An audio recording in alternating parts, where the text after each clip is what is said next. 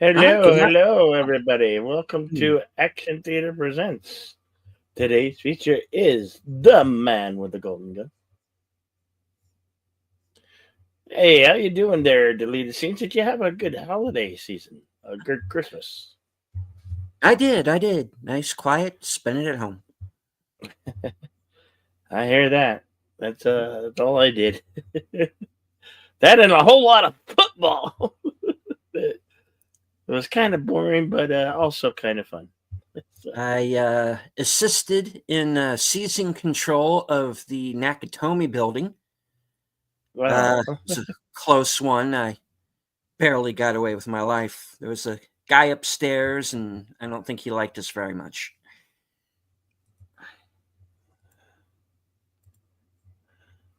Anywho, we have survived, and we are here to bring you another in the James Bond franchise. This is The Man with the Golden Gun from 1974, starring Roger Moore and, of course, it's 007, and Christopher Lee as Francisco Scaramanga, tonight's villain, um, along with Britt Eklund, Maud Adams, and Hervé Villechaize. All right. The synopsis reads as follows: James Bond is targeted by the world's most expensive assassin while he attempts to recover sensitive solar cell technology that is being sold to the highest bidder. Film, of course, released 1974. Rated PG, running 2 hours and 5 minutes. I do want to say hello to those who have joined us in the chat. FKHC 2005, aka Tim, says a friend of his met Christopher Lee for a film he did about Hammer Films. Also joining us, Faithful Blue Wrench, channel member, Bird Woman of YouTube. Watch out for her channel, Fluff Chick Productions, Connie Cleary. Connie's a member for 9 months.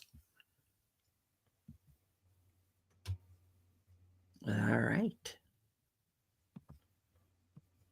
Yes, and thank you, Connie. I did recently surpass 4.9K subs as of right now. 93 away from 5,000. So please spread the word. Of course, the screening room, the Cosme screening room, can be found at the top of both chats. I do want to remind everyone who is watching the show for the first time, this is commentary only. I do want to reiterate that it's commentary only. If you're watching live along with us, you can follow along on Cosme with your own copy. I believe this movie is also on currently available on Amazon. So you can, if you have a Prime account, you can also watch that way. We encourage physical media here, but we understand that can be an expensive proposition. So there are other ways that you can watch. I'm sure this is on Tubi somewhere. Everything else seems to be. So you can follow along in that fashion. All right. Let me see. Scrolling back down. I don't want to miss anyone. Christopher Lee was a real life spy. Yes, he was. There are some who say that he was one of the inspirations for Bond. And because he and Ian Fleming were related, I believe they were cousins. And of course, sent the link to the film on Amazon. Okay, thank you. All right.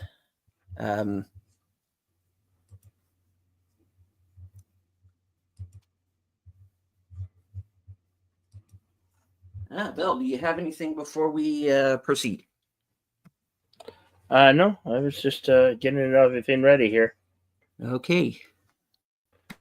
When I press play, did we highlight the reading room so the folks who don't have physical copy can't find it on a streaming platform could Hmm. also have the pleasure of viewing? Outstanding. So yeah, follow that link, and if you don't, like I said, if you don't have a physical copy and yeah, can't find it anywhere on streaming platform, we will provide our copy, and you can watch along. All right, so I'm gonna kick the tires and light the fires here. There Right we on.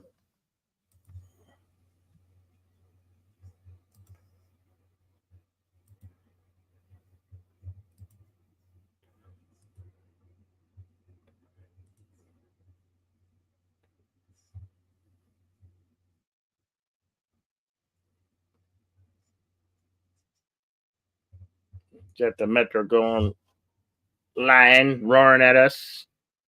Then comes the UA logo.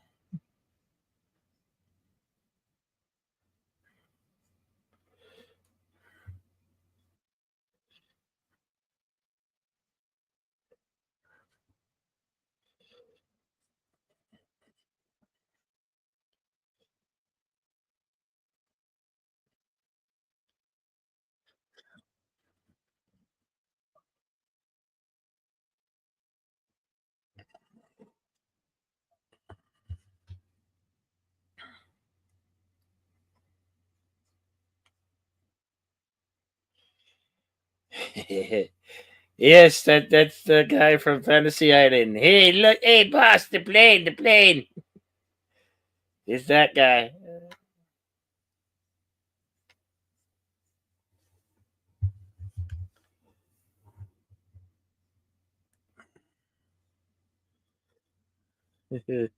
How you doing? Words and pictures. Good to see you, my friend.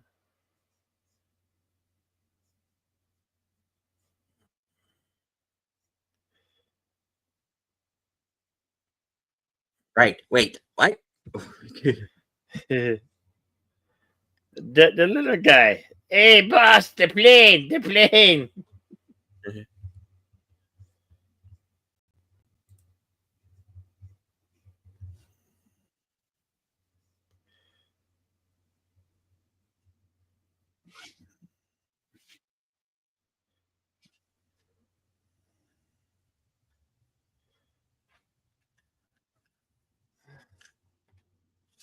The life of a rich playboy millionaire Mhm.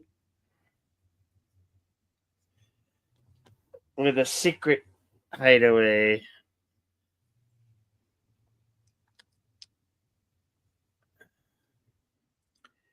Of course, this fellow Sharks with walking in here is Mark Lawrence. Kind of younger audiences might remember him from Dusk Till Dawn, where he has a small part. He's also in Four Rooms, and he was also in a movie. He was also in another Bond film, Diamonds Are Forever, and there's a fan theory that this he's actually playing the same character here, but it's never confirmed. I kind of like to think that he is because it lends to some continuity.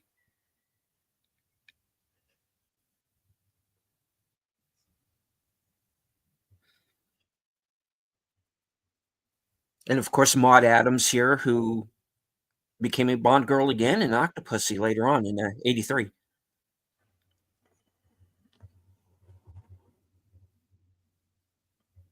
yeah, this was no what 1977, right? 74. 74. Okay. Yeah. 1 year after the previous Bond film that we did, Live and Let Die. Mhm.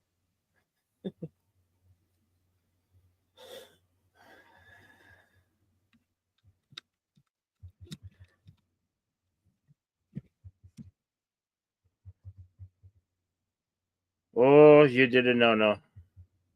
You shot at the evil villain. I'm the evil villain. I almost have sharks with freaking laser beams. Oh, wrong movie.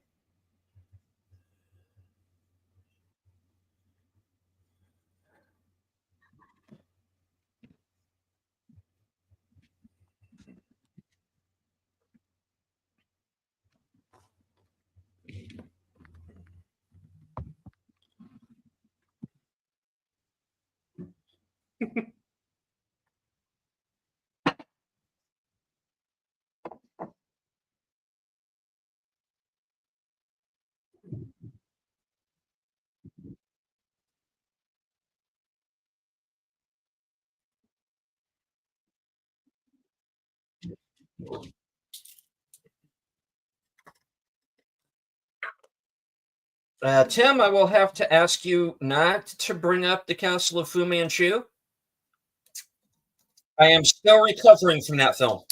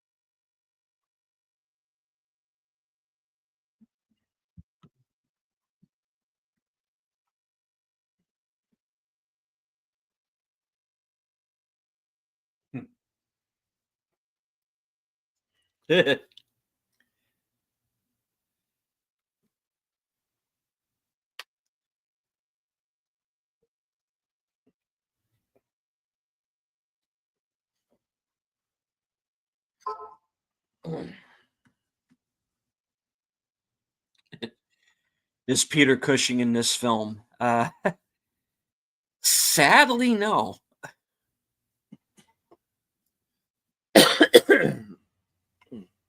It would have been cool to see him in one of these.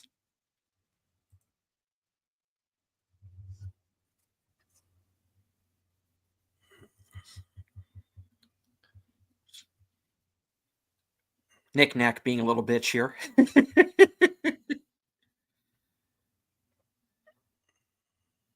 like, this is your sidekick? Fire this guy immediately.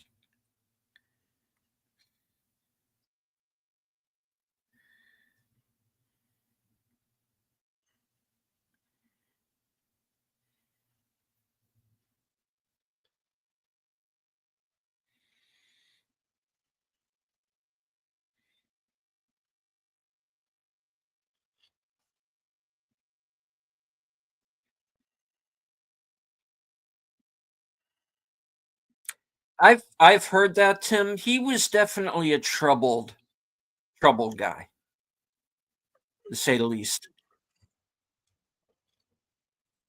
Nice slide. Ooh.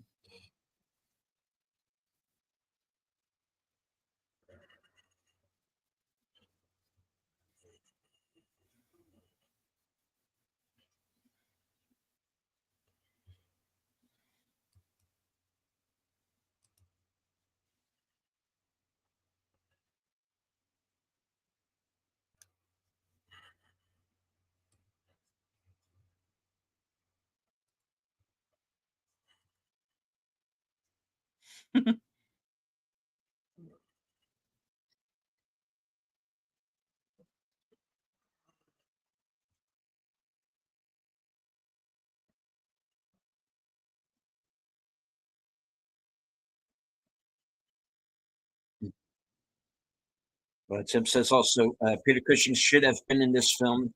Could have had Scaremonger walk by Peter Cushing and they give each other like a, I know you. Yeah.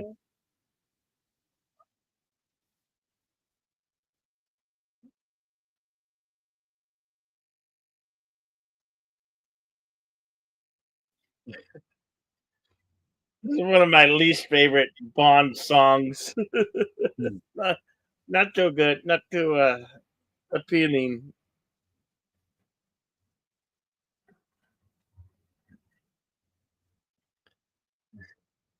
I do love the opening sequences though, with all the different either blurred or colored, different colored, almost naked women dancing or moving about. That's always a great part of the James Bond films, right? Sure, of course. You know, it blurs just enough, but to know that they're naked, but yet knowing that they're not actually seeing their full nudity. Yeah. It was always like, you know, we not may be able to see it, but yeah, I like that. I don't know. Ever Mhm. since I was a kid, I don't know if that's just me. I mean, as a kid, my eyes would like when it came to these opening sequences, my eyes would bulge out of my head. like, yeah. All right, try to refrain. We need you for the rest of the show.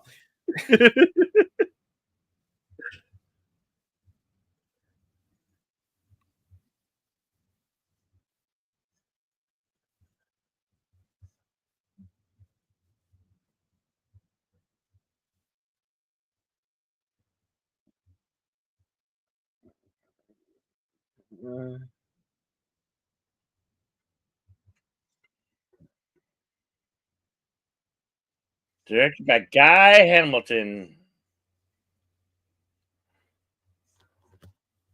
Of course, Roger.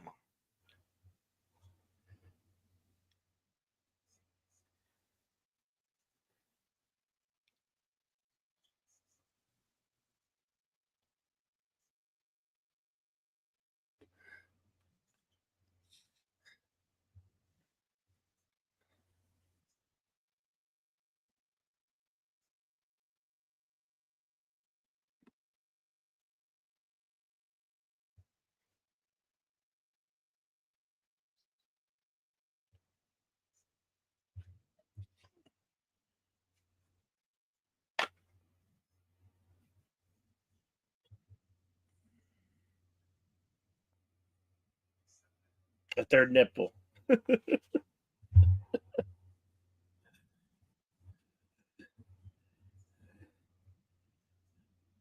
That's some weird intelligence to have on a person, but they are an intelligent agency, so I'll let it slide. Right? Hmm.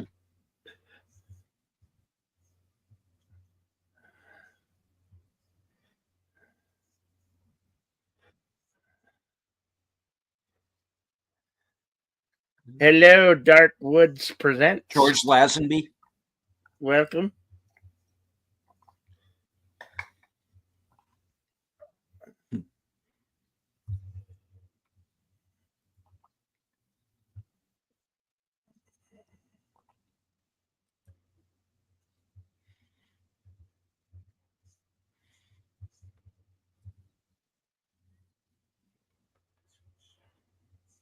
Well, forgive him if he's not terrified.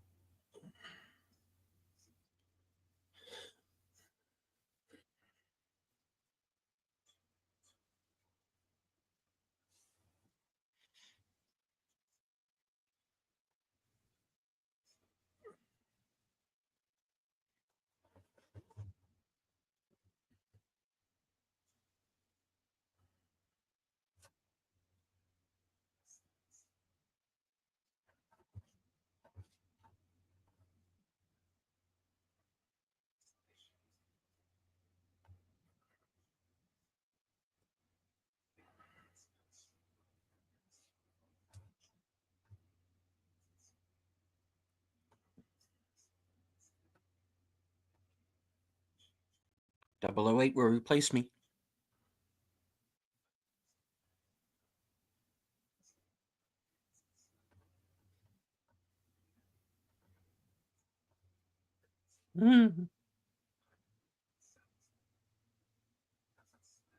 Secretary will disavow any knowledge of your actions.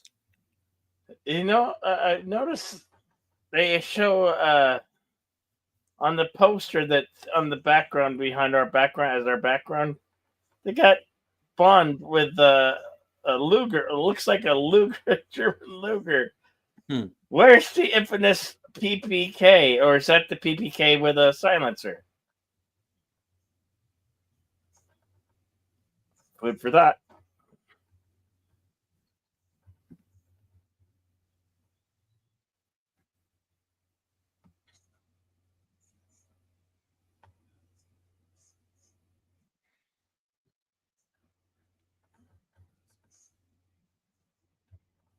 Hello, Words and Pictures. And hello to Dark Woods Presents. Wait, can you hear me? Did you hear what I said a while ago? Yeah. I'm not positive on the weapon there, Bill. It's not a Luger, but it's not a PPK either. So I guess this is as good as mine.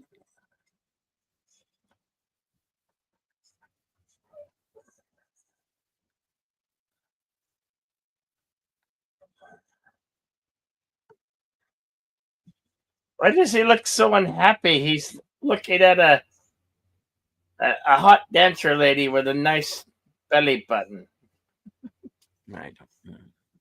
and yet he looks angry. Not Bond, the other guy, the big guy. Yeah.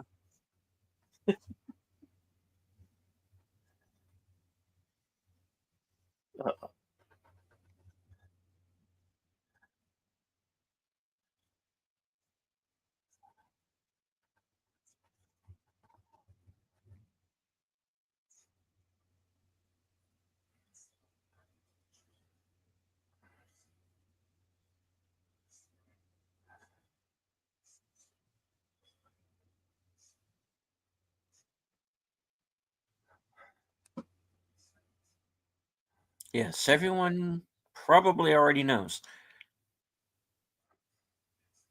Which is weird because he's supposed to be a secret agent, right? But everybody always knows who he is.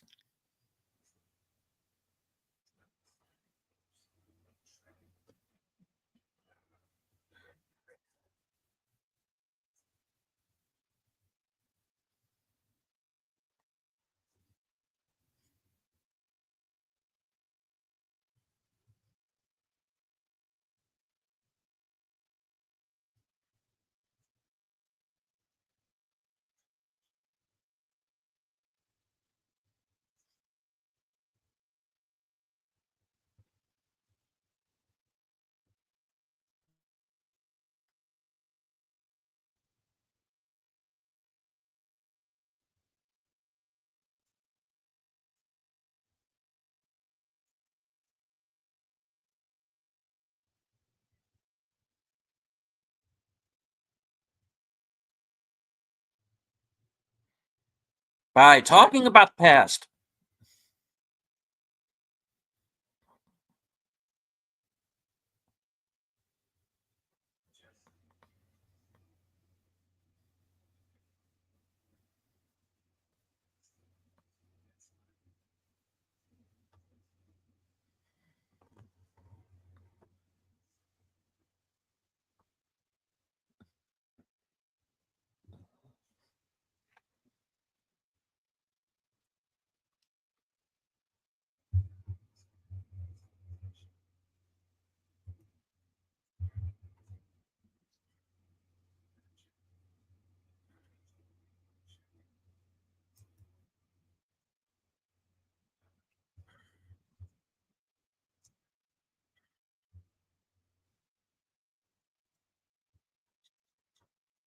Hi, Kiba.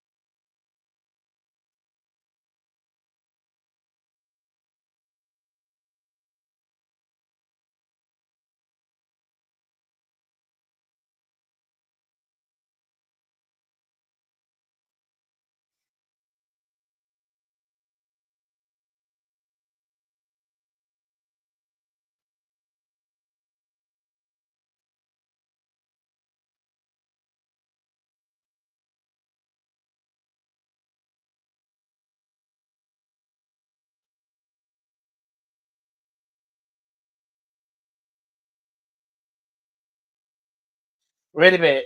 Dum dum bullets? Dumbo bullets? Is that a real thing? Well, they are in movies.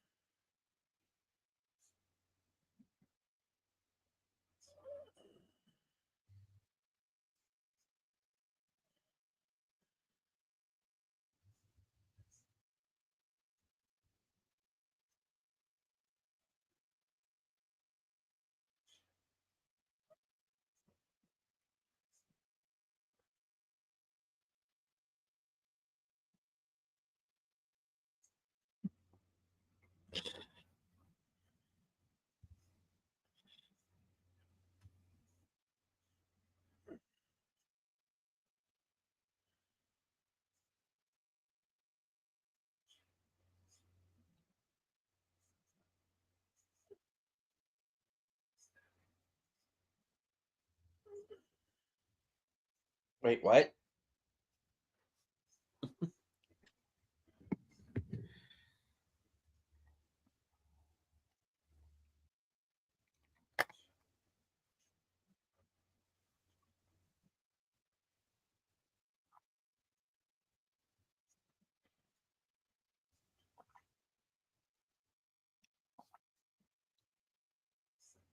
Oh, fine. I'll just skip my 3-fingered hand and. Yeah. But I am a master gunsmith, you know.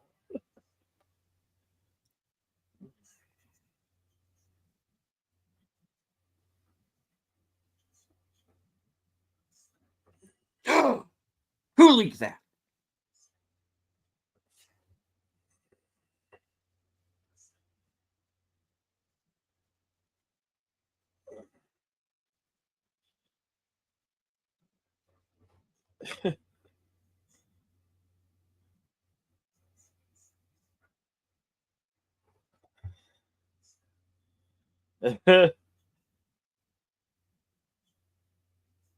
Hey,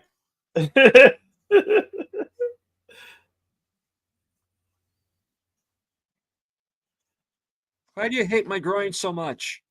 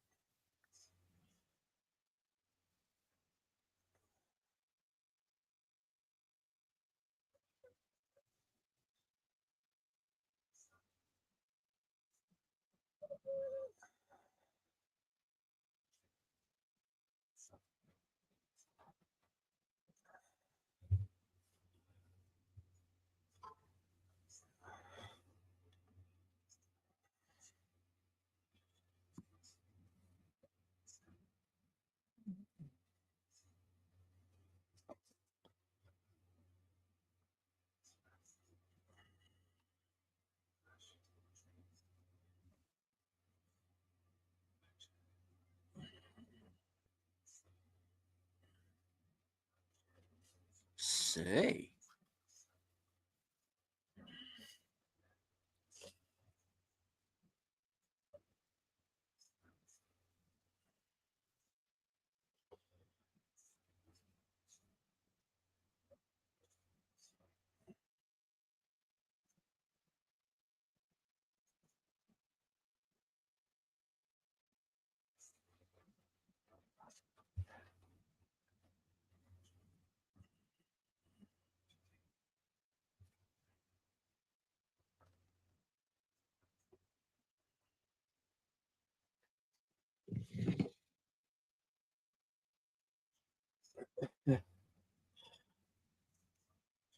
That's a good one. Words and pictures, not the crown jewels.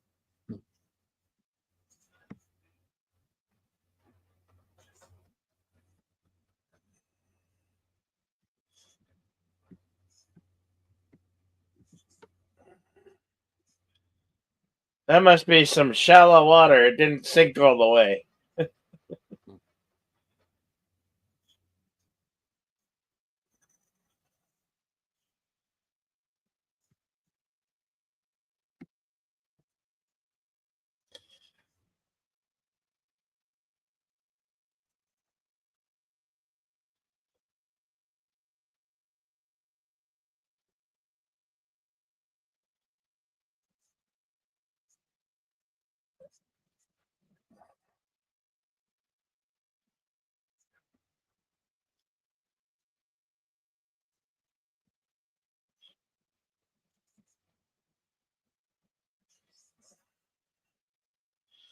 It's an MG.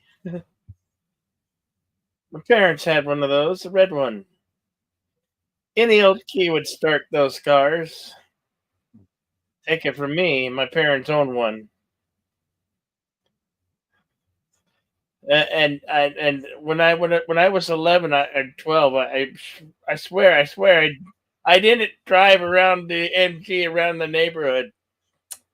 I swear to you, I didn't, I swear.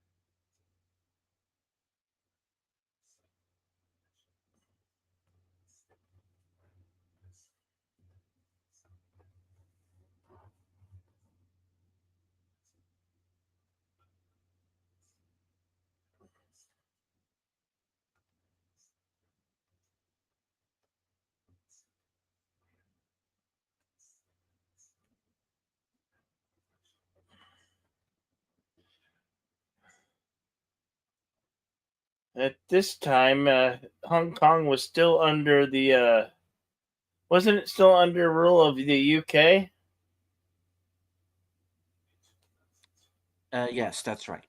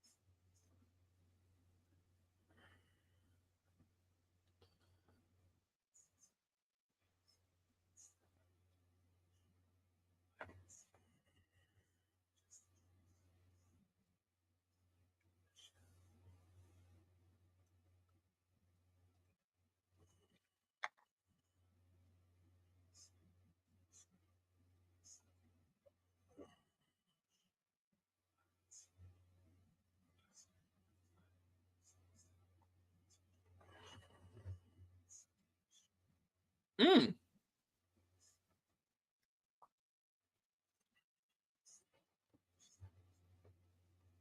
Okay.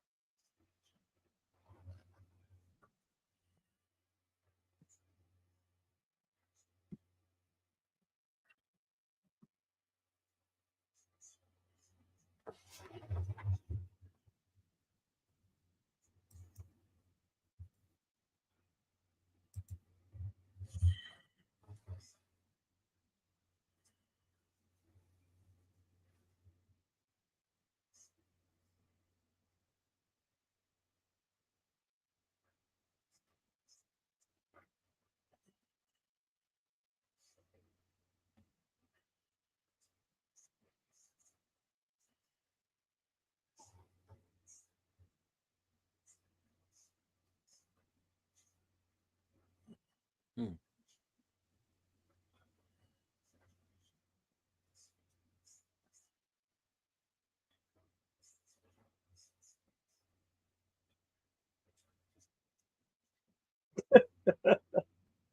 Okay then.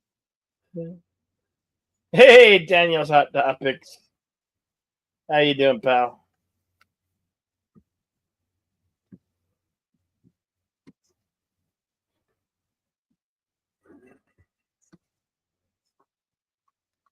Yes, we were watching The Man with the Golden Gun. Mm.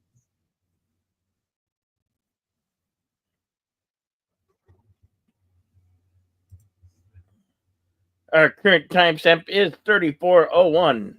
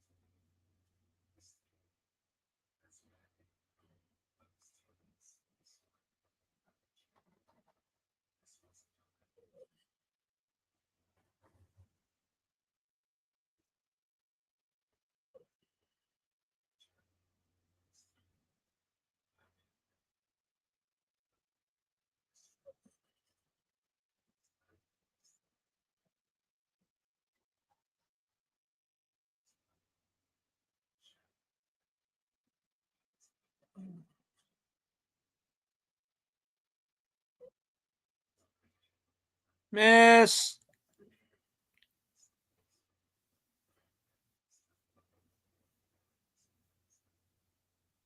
Or did he?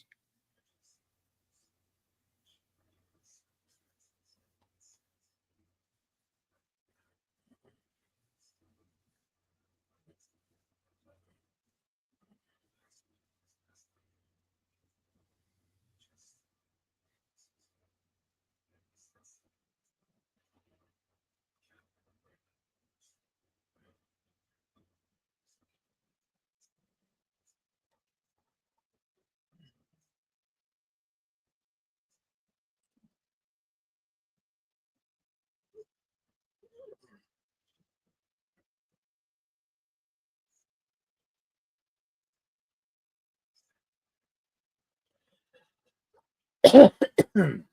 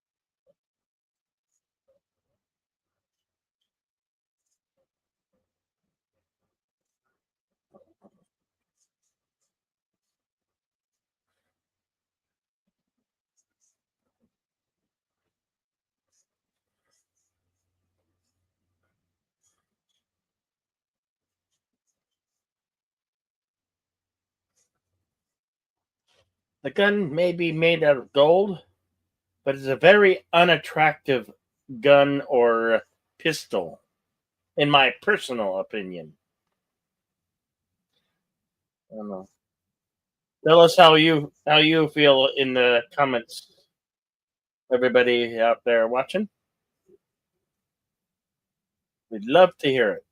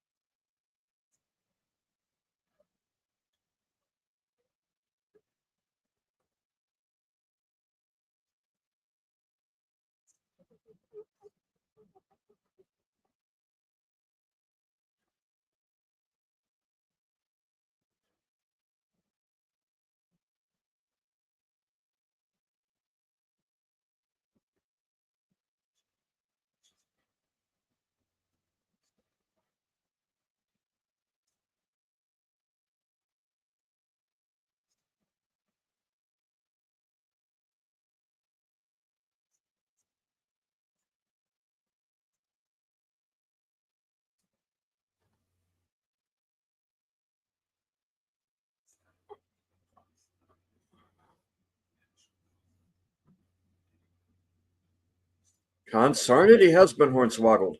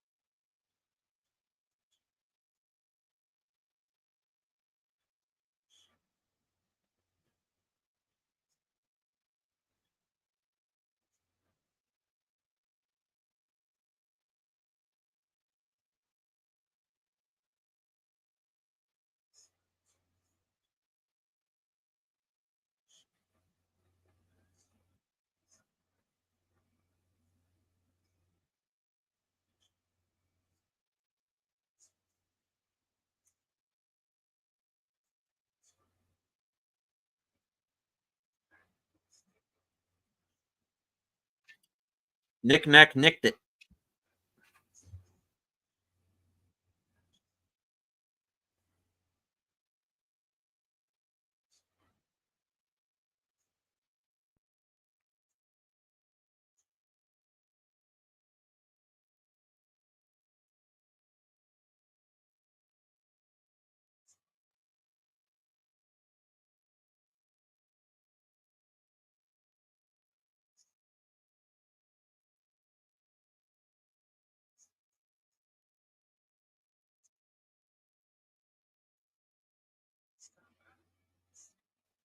High fat because low fat is in Hawaii, giving Steve McGarrett a run for his money.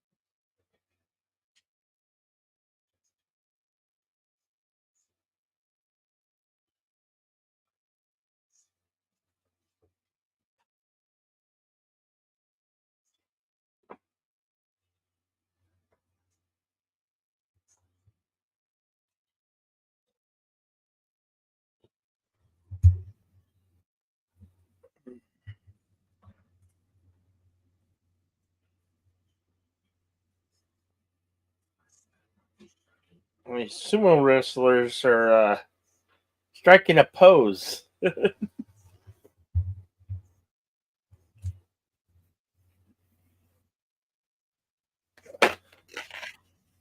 Oh, she's skinny Except dipping. me.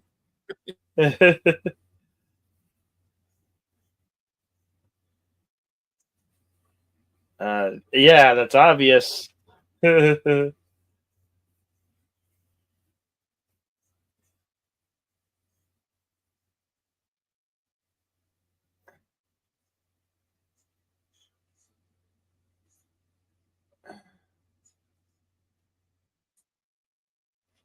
Oh, we have a fake VIP.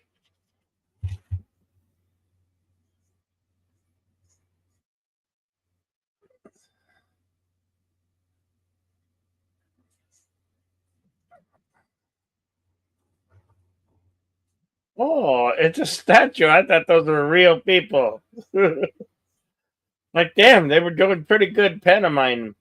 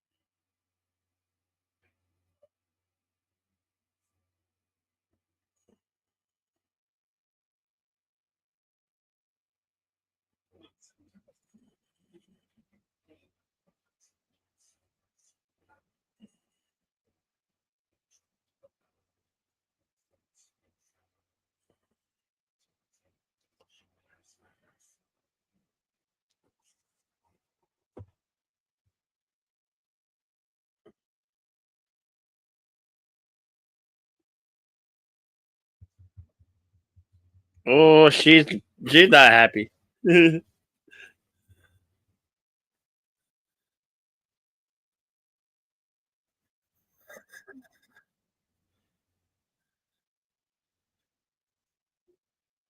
Only in Hong Kong they were doing rideshare and Uber before Uber and Uber Lyft was Uber.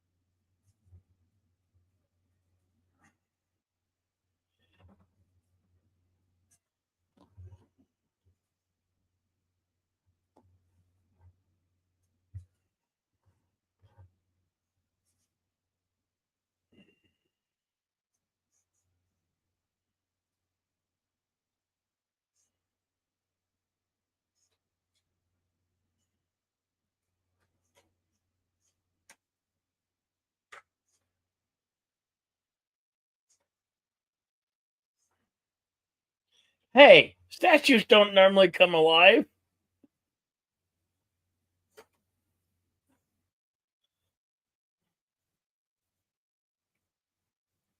Good old chop.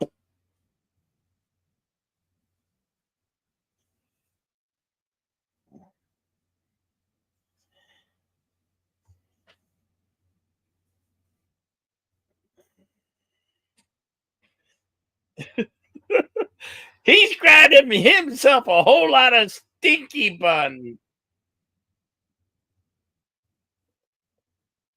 Now that's one wedgie I would never like to have.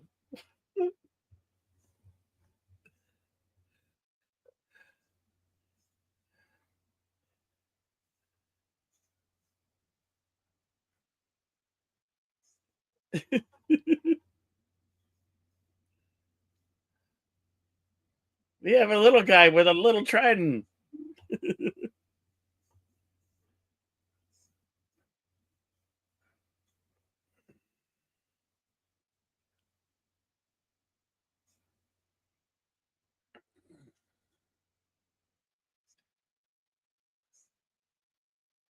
Oh, take him to school. Wonder what that means.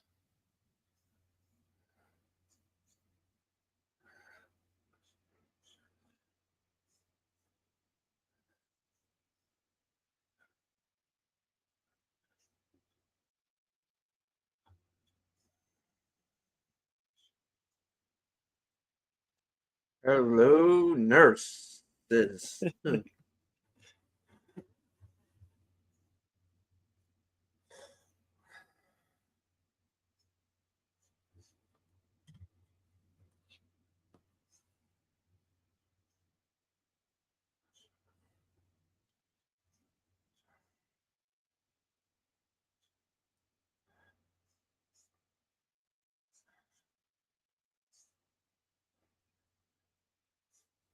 Weirdest Gamera movie ever.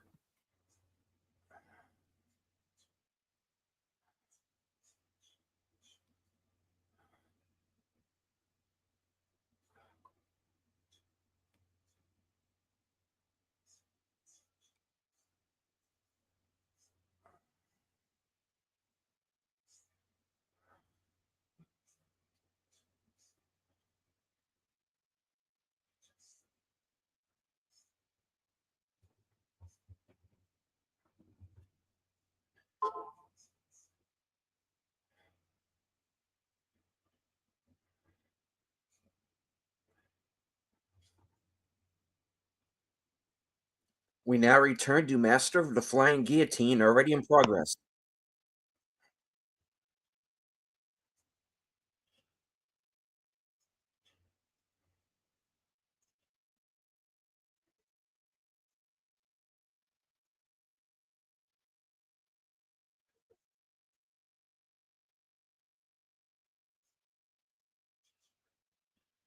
Well, He obviously failed his examination.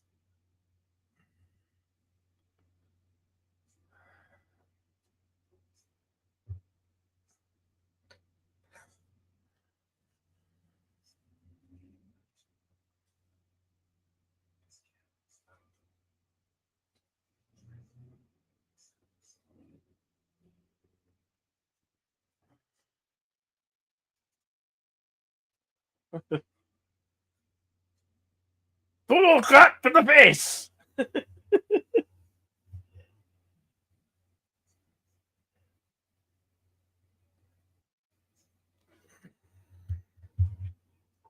That's a move he calls me Washi you facey.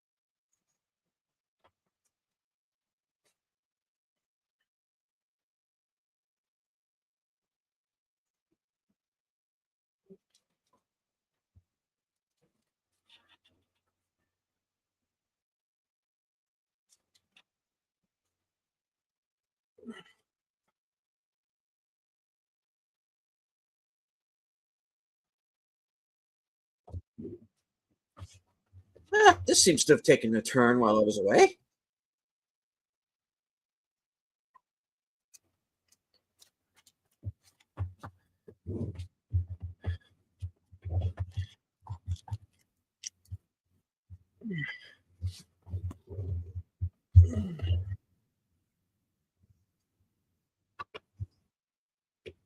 Tim says, "Oh no, this movie has a Kenny. Could have been worse. Could have been itchy."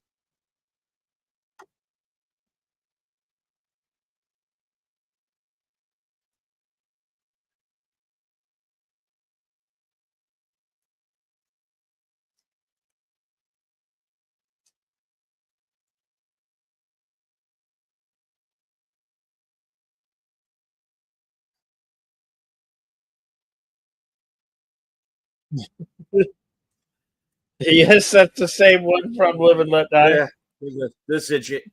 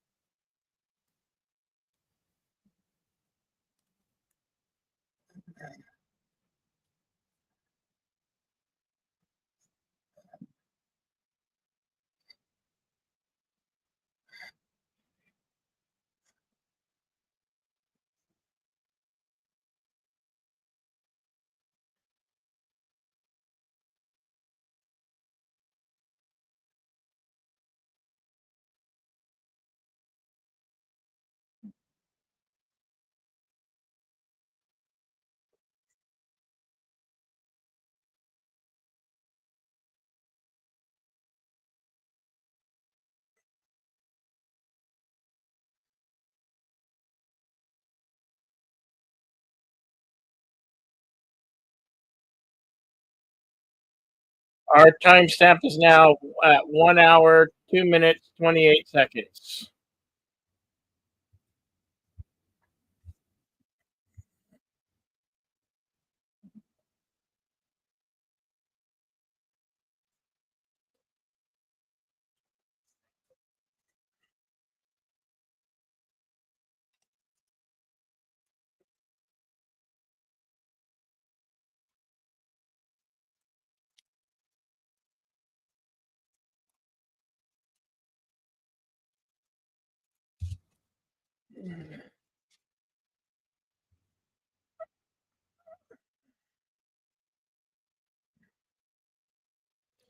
I know that, Mama Jim.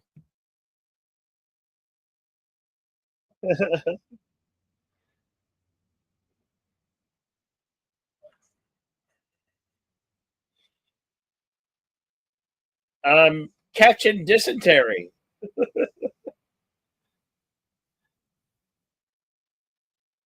and all other type of foreign body diseases. Hey, it's Curtis Shelby, our resident tired midnight logger. Good to see you, pal. Hello, Curtis. We're about halfway through the film right about now.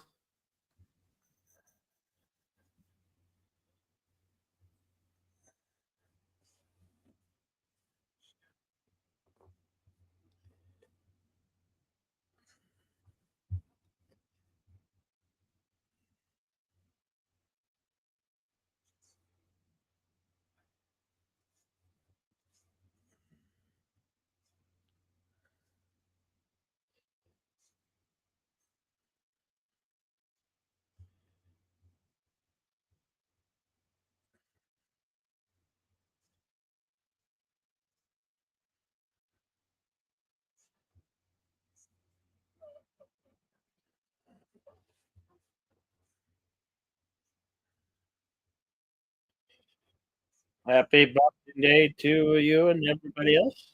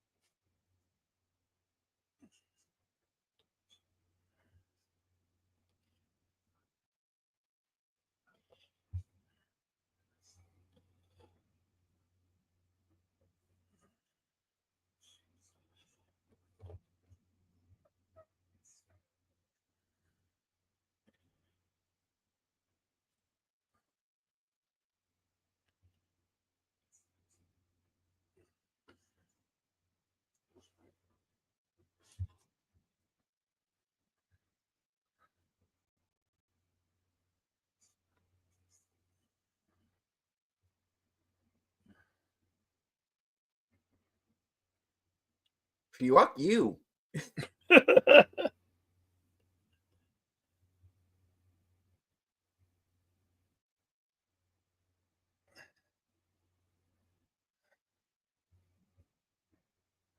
Okay, I missed a step. Why the sudden yet inevitable betrayal?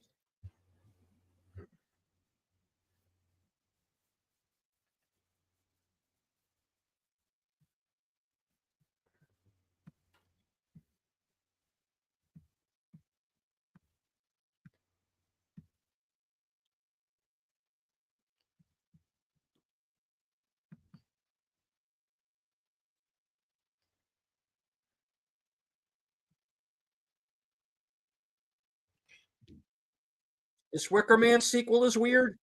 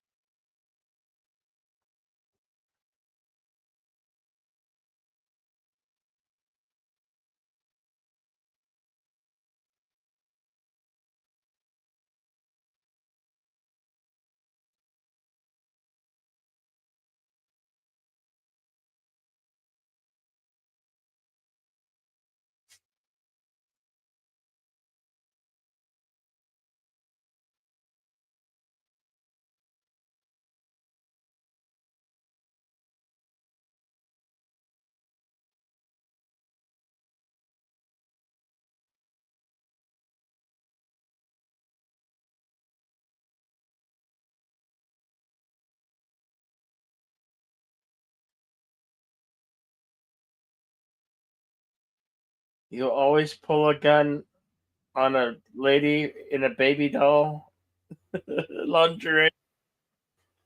There was just that one incident.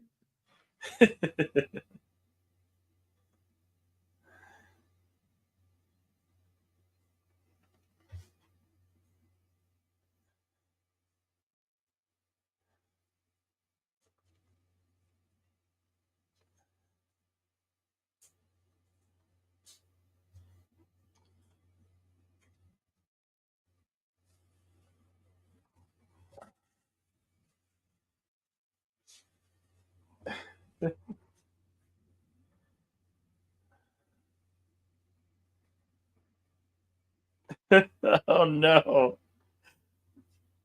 He's double booked.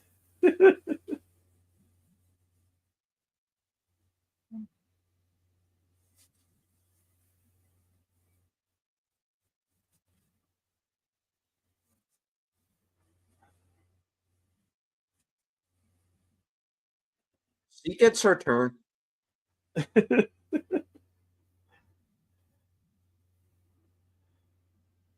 Maybe he was planning a threesome. I don't know. Bond's awfully wise in the Department of Ladies.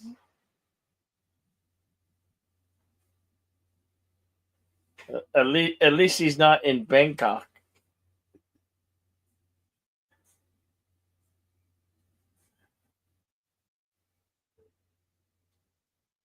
I know, very bad at humor. Sorry, I can't help myself.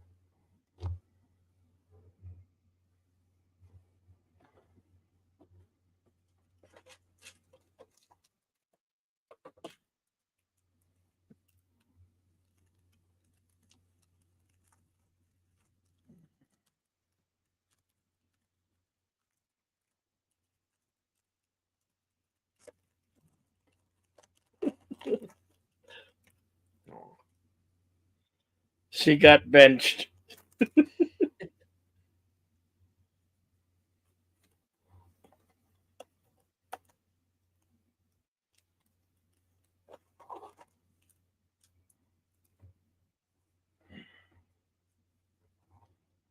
So did she spy bang him, or was just this for fun?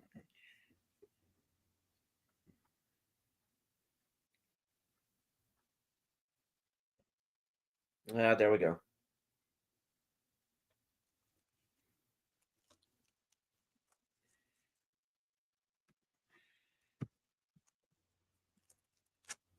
Who would bench good night? I wouldn't.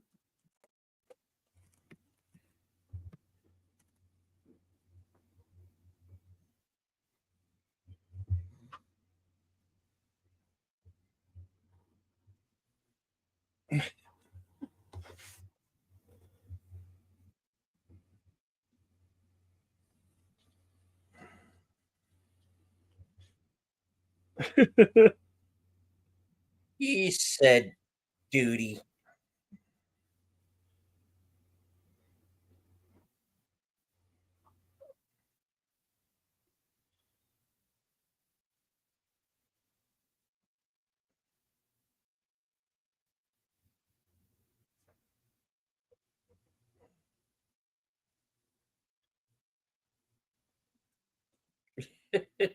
You know it.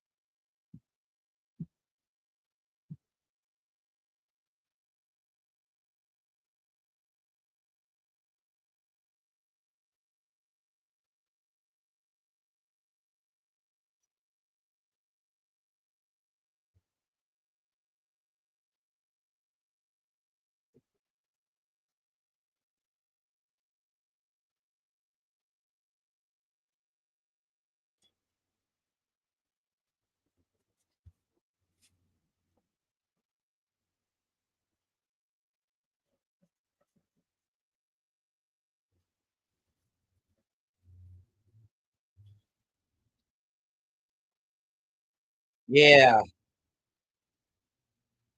I don't think she's still alive anymore.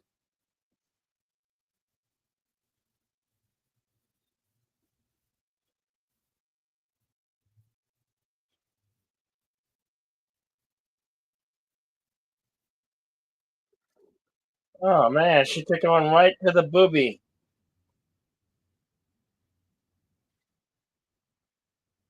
Is she still warm?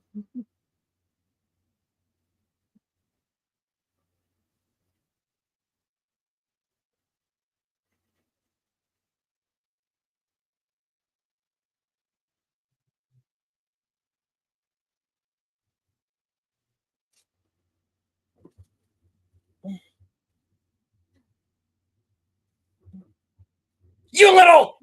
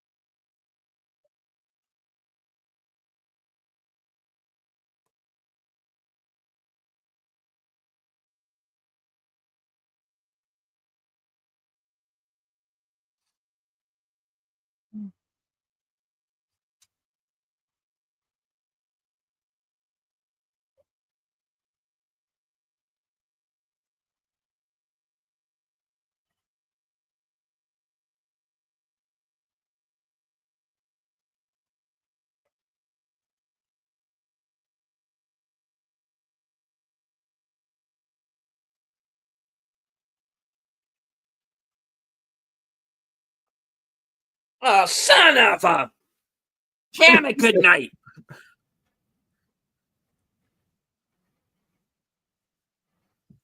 Bloody bunch of good. That'll do.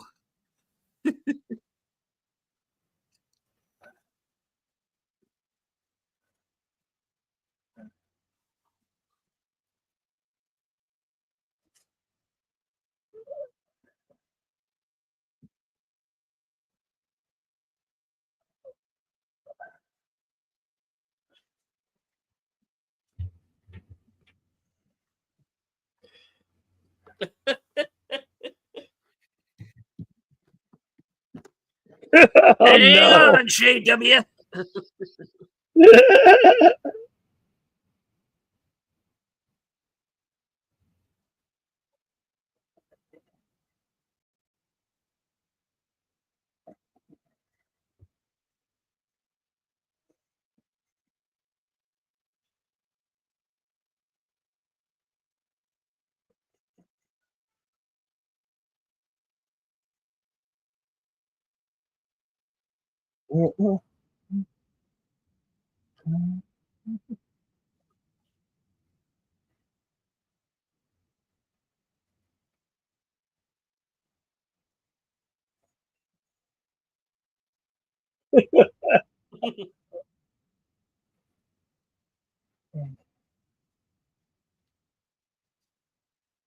Starsky and Hutch. Yeah.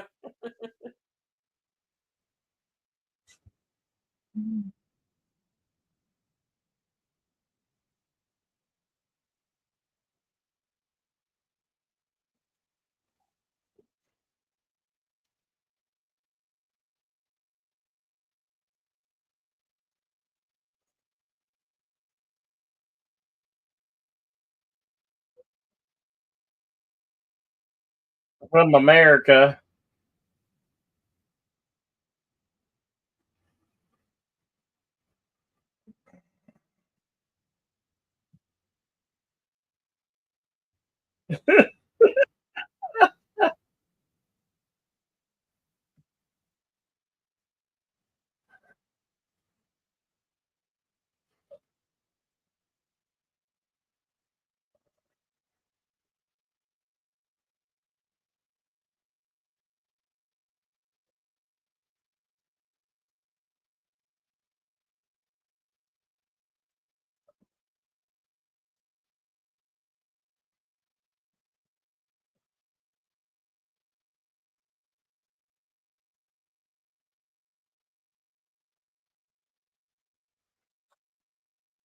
What he said.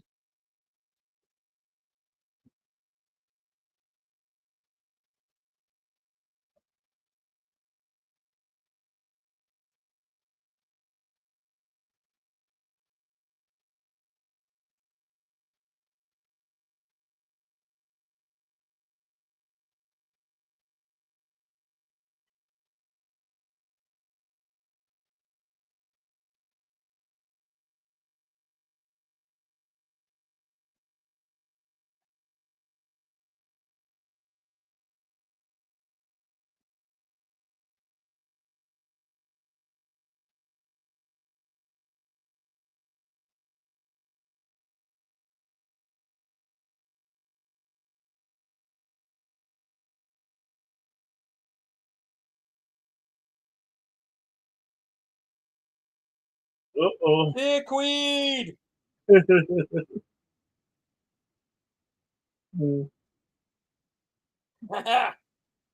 Oh, oh.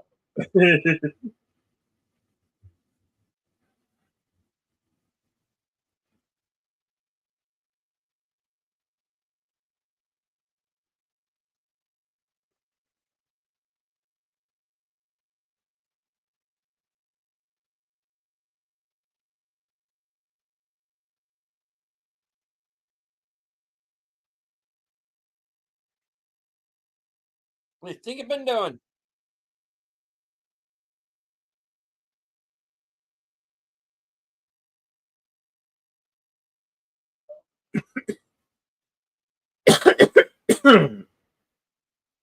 Bless you.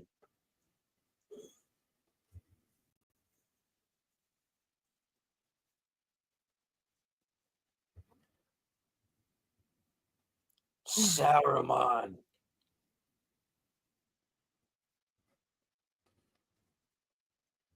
I ain't over yet.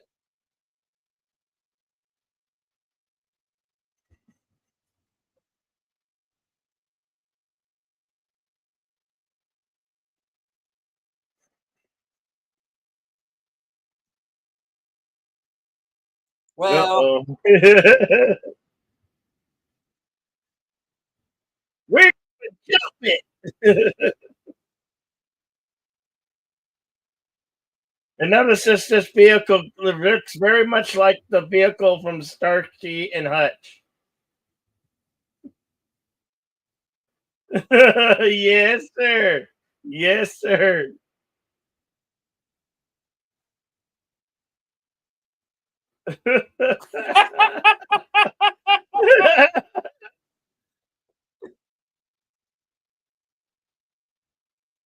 oh well, why not?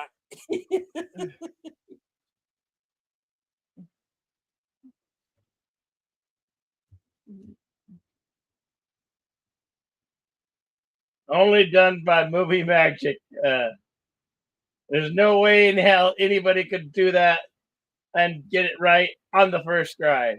No way in hell.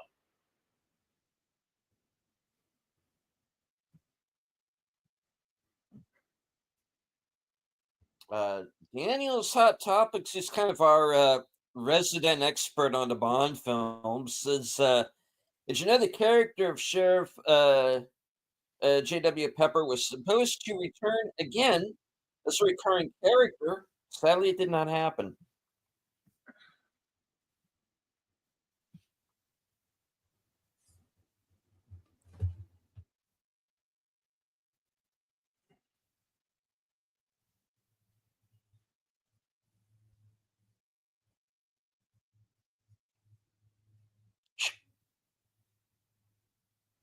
Quietly.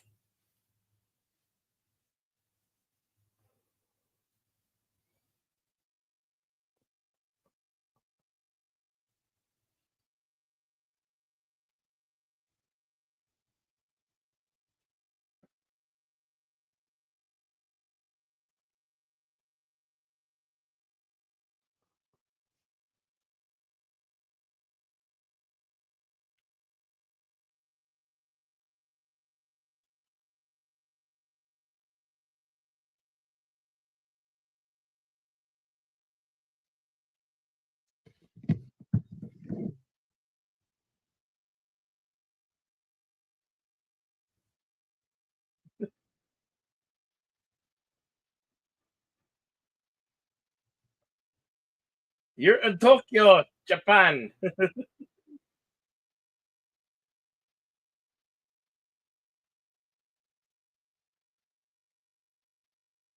What?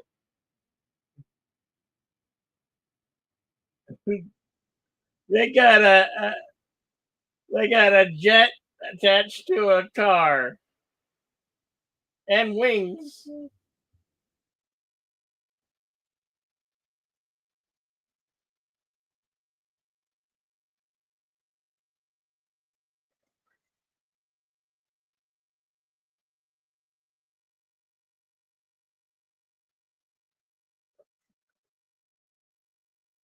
Hey, boss, we in the plane. We in the plane. We in the plane.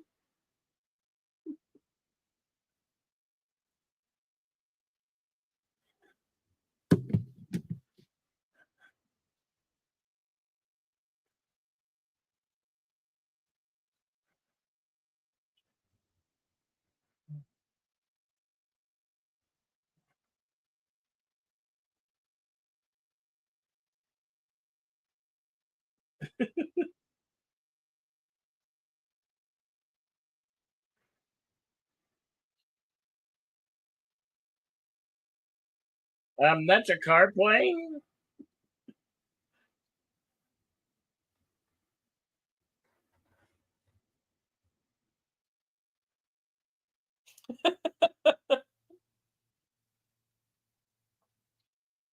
No, honey, you haven't stopped.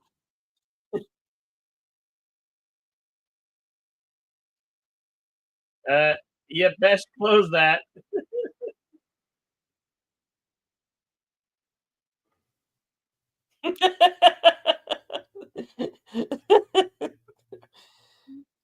Uh,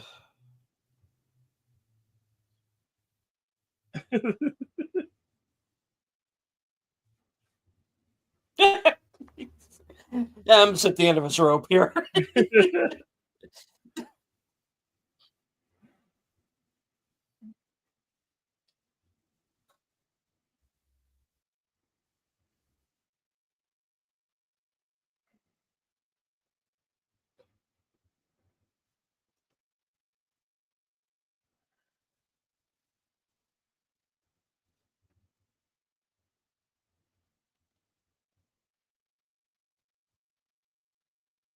Why is the room at a Dutch angle?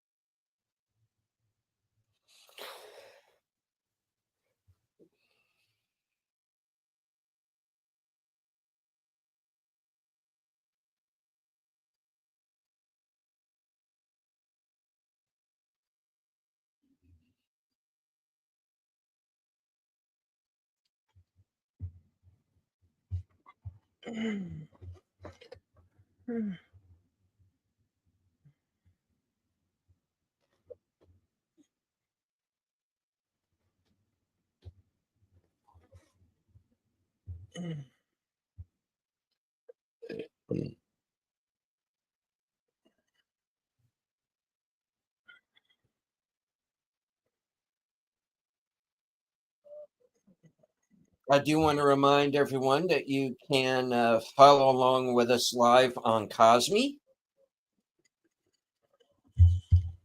The movie is also available on disc and is also available to rent or buy on Amazon.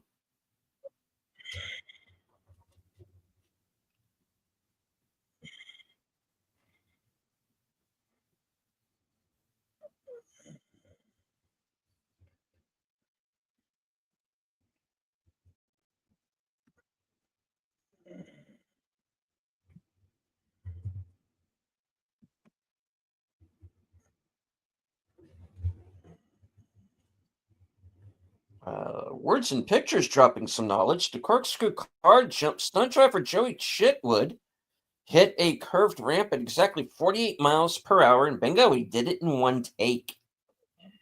I have seen Joey Chitwood in person. He is capable of doing it. Yeah.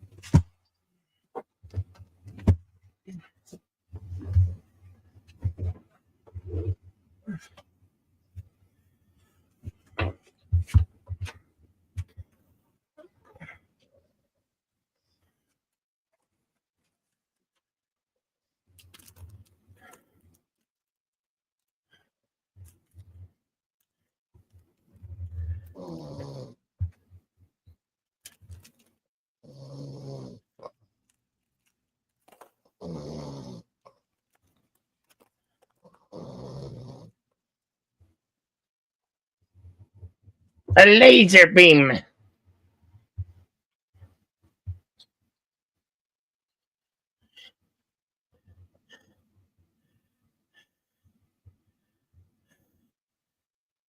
We're working on getting sharks with freaking laser beams.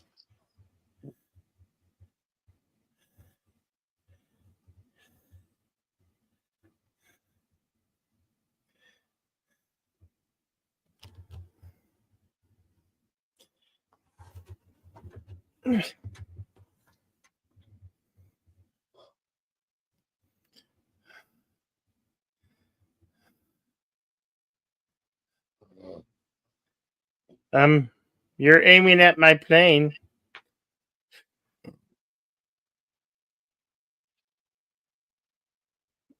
You killed my plane. Hey, boss, no plane, no plane.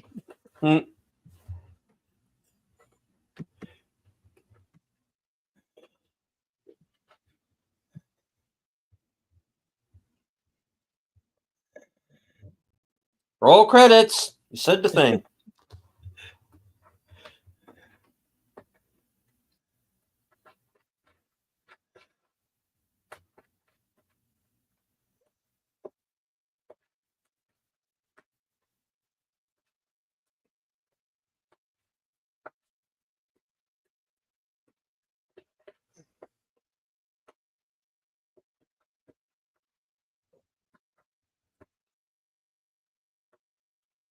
See.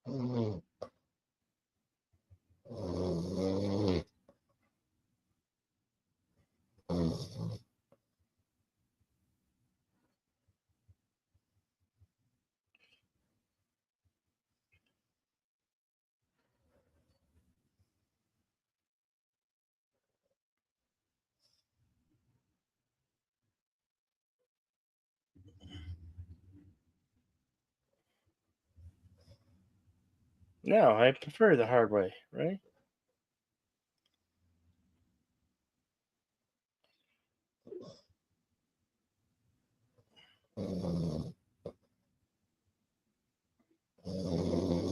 Oh, he's challenging him to a duel.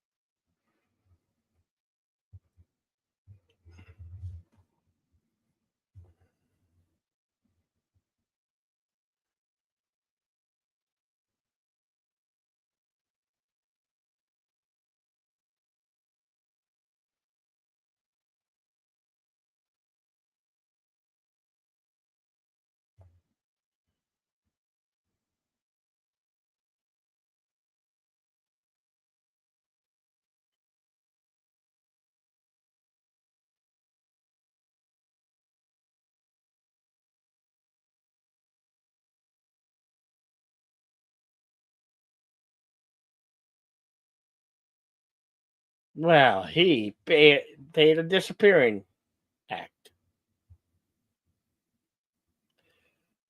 Look at this creepy guy touching goodnight. Uh,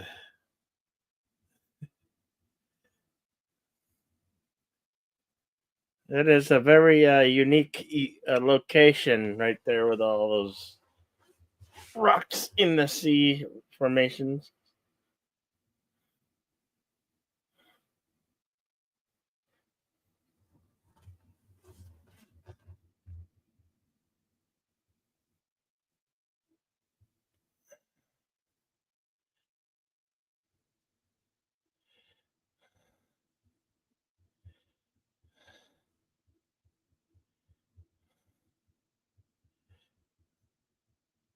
Oh, well, here we have the funhouse sequence of this third act.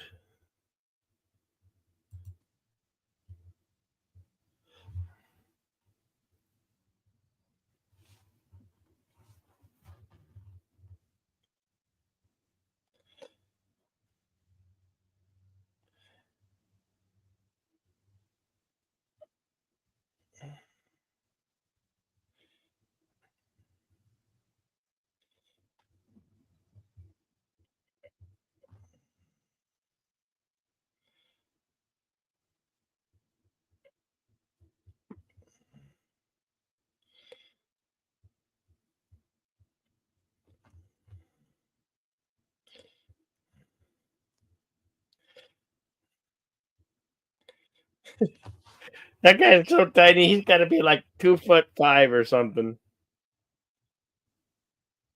I'm not trying to make fun. I'm just guessing his height. I don't know. I haven't looked it up.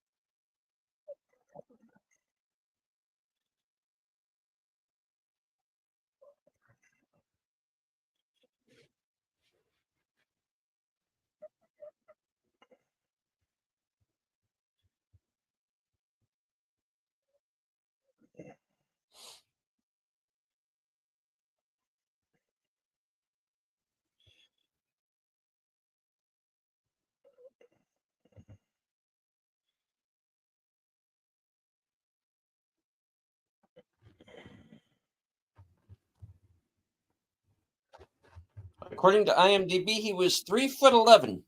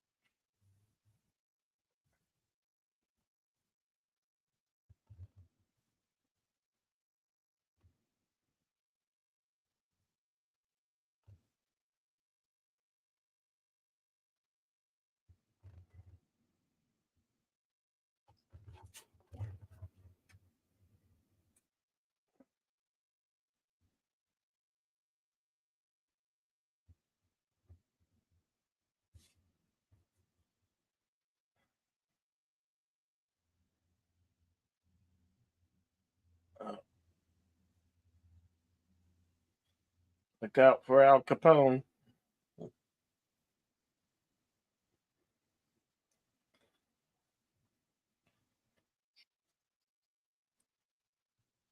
Oh, now he did it. He dropped his gun.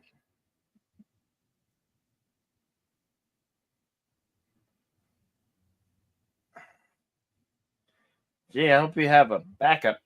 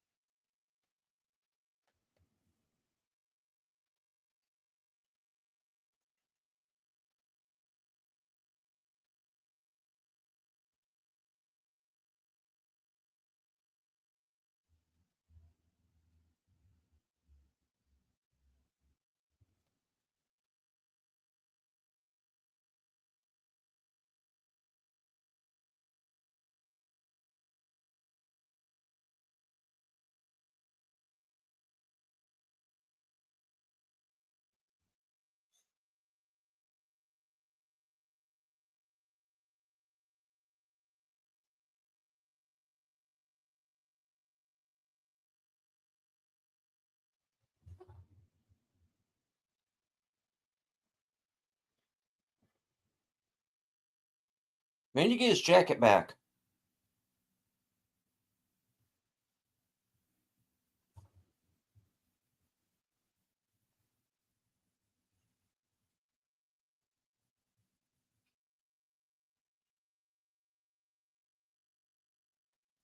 Is that the tank filled with sharks with taser beams? Oh, absolute zero must be maintained. Well, he's Oh, a human popsicle.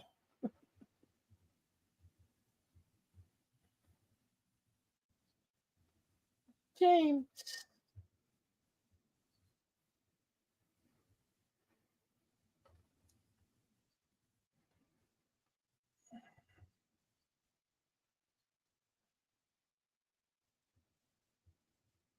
well, there's still little Nettie Knickers.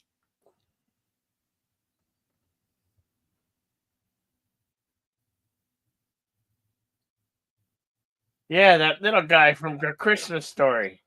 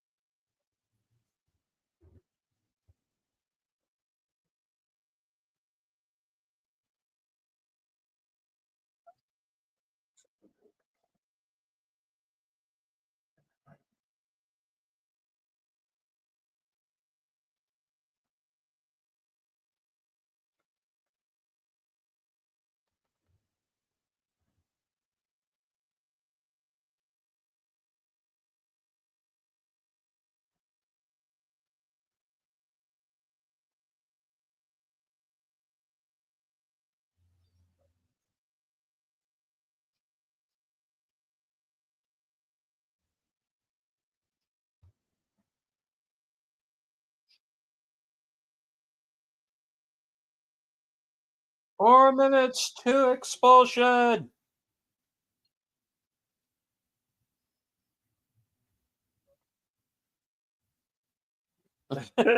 Oh, no. Now that's using her ash. Good night. What are we going to do with you? That's just like that one scene, short round in Indy. I step where you step. I dare you. I do what you do to me, Dr. Jones. Yeah, Tommy, stand against the wall.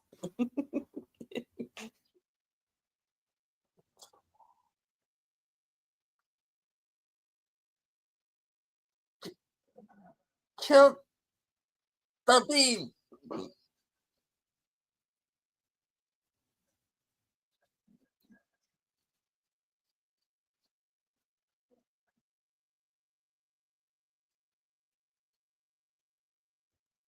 3 minutes to expulsion.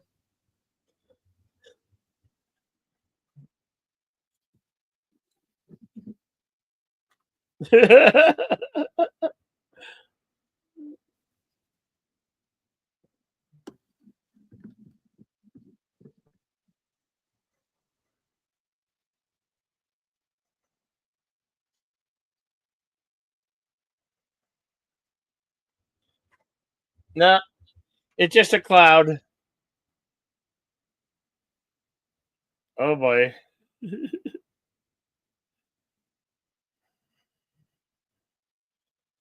The cloud's moving away.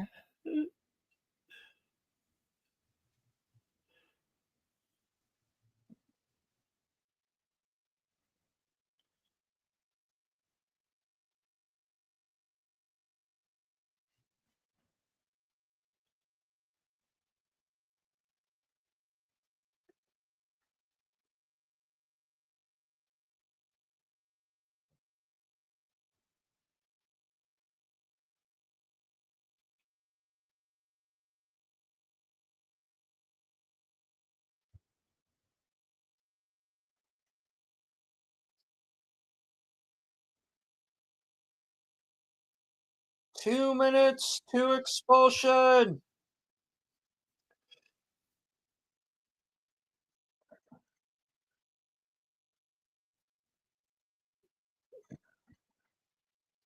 Oh, look, she looks mighty fine in that bikini. Well, that's the best eye candy I've seen in days.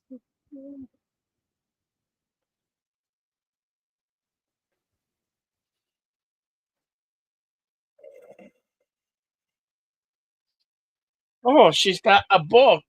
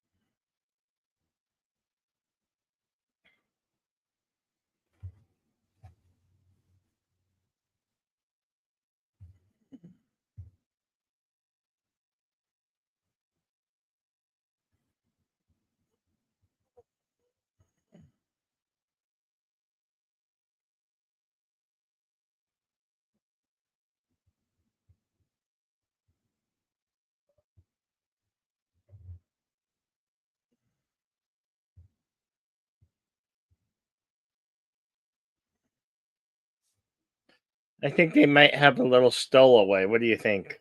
Yeah.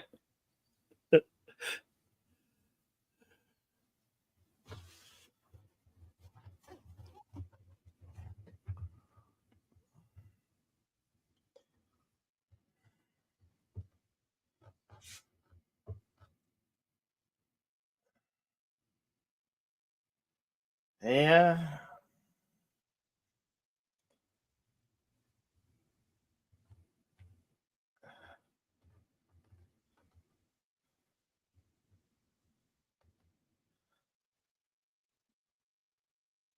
You know, you could just turn over a new leaf here, buddy.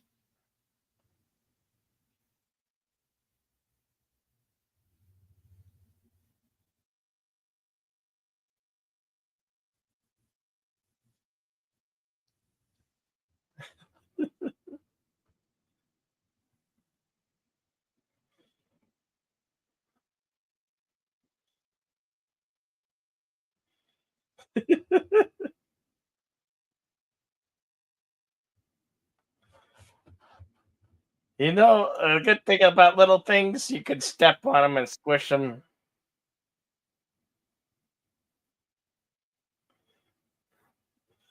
But he does pretend to be, he does a pest really well.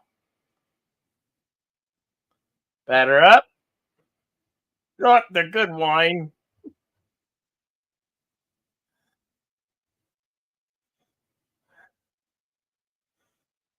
This baseball game is really strange, right?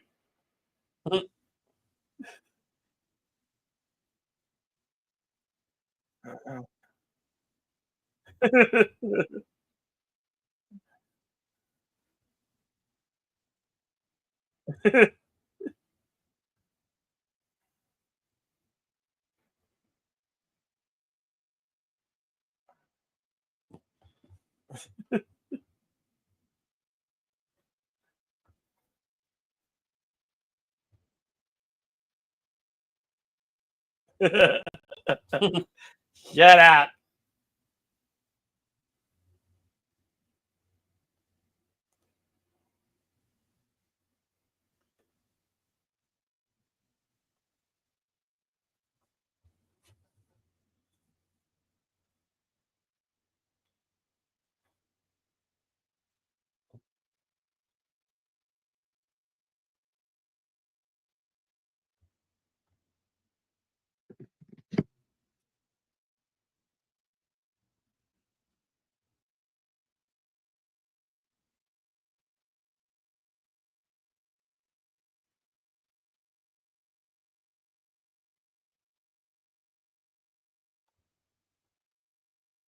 Yeah, that'll be M.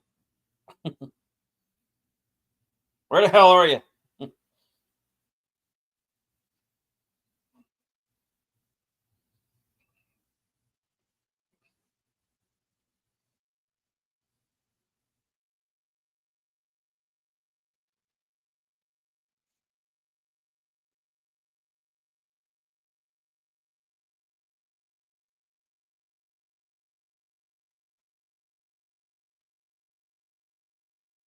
Yeah.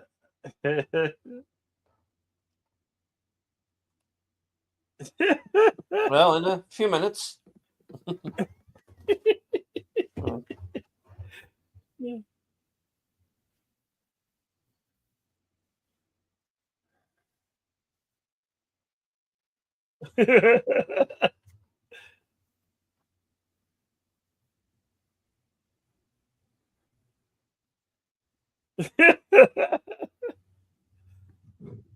He put him in the crow's nest in a cage.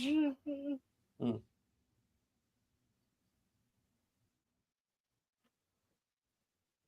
I would have thrown his ass overboard in that suitcase. On location in Hong Kong, Macau, Thailand, and the Pinewood Studios in London.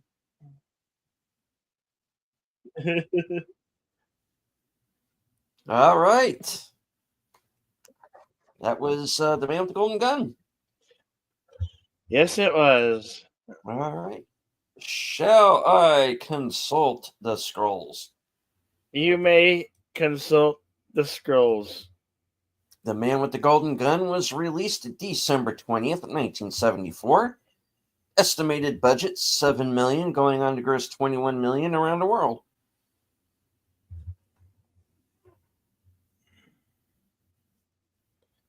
The filming locations, we covered that. All right, on to the trivia. The title role was originally offered to Jack Palance before it eventually went to Sir Christopher Lee, the cousin of Ian Fleming, who is known as the Man with the Golden Pen. Fleming had previously wanted Lee in the title role of Dr. No. Scaramanga is also known as Pistol Scaramanga and Paco, from the Spanish diminutive for Francisco. In the novel, Scaramanga also appears in the video game GoldenEye Rogue Agent, in which Sir Christopher Lee reprised his role and provided his voice. Scaramanga is also a playable character in the multiplayer section of 007 Nightfire. The idea of a golden gun in the James Bond universe predates the 1965 novel and movie. Ian Fleming's villain, Ark Goldfinger, in the 1959 novel and the movie Goldfinger, brandished a golden pistol while disguised as a military major. The novel was adapted as a comic strip in the Daily Express newspaper in England from January 10th to September 10th, 1966. It was written by Jim Lawrence and illustrated by Yaroslav Horak, who has been reprinted on more than one occasion. Mark Lawrence played Rodney, the gangster who was shot by Scaramanga at the beginning of the movie. He also played a Las Vegas hood who worked for Slumber Incorporated in Diamonds Are Forever. It is not clear whether or not they were intended to be the same character. A shot with a golden gun results in a certain one shot, one kill in such James Bond video games as GoldenEye and Agent and Fire, Nightfire, GoldenEye Rogue Agent, From Russia with Love, James Bond 007, Anything or Nothing, and The World Is Not Enough. In the Nintendo 64 version of The World Is Not Enough, the golden gun must be assembled from the cigarette case, fountain pen, and cigarette lighter, as in this movie. Similarly, a move with a golden revolver also results in a guaranteed kill in the video game. Total Overdose, A Gunslinger's Tale in Mexico. Moreover, in the video game Killer 7, the hero can utilize a golden gun, which will in one shot exterminate all of his adversaries. Finally, in the video game Saints Row the Third, Entering the cheat code Golden Gun will make all of weapons in the game one-hit kills. Neither Total Overdose, A Gunslinger's Tale, Mexico, Killer 7, nor Saints Row the Third are in the James Bond universe. That was long-winded. The Golden Gun was manufactured by special effects wizard John Steers from several tobacco and men's accessories, such as a cigarette case, fountain pen, cigarette lighter. During the 1950s, KGB agents were issued with miniature one-shot 22 caliber guns compacted in cigarette cases. The energy crisis storyline was inspired by media stories of such current events at the time.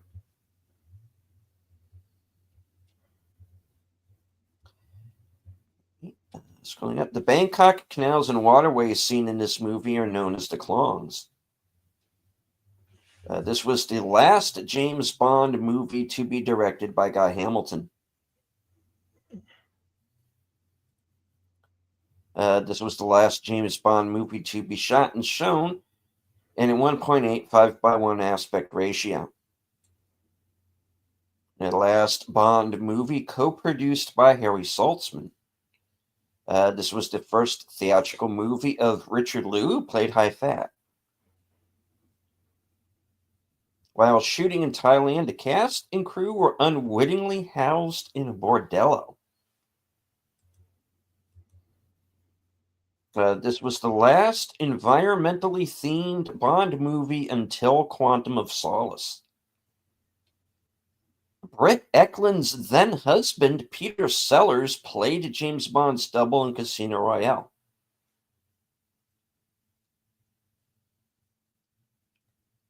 The scene where Bond disabled his pursuers from the martial arts dojo was filmed in Thonburi, Thailand.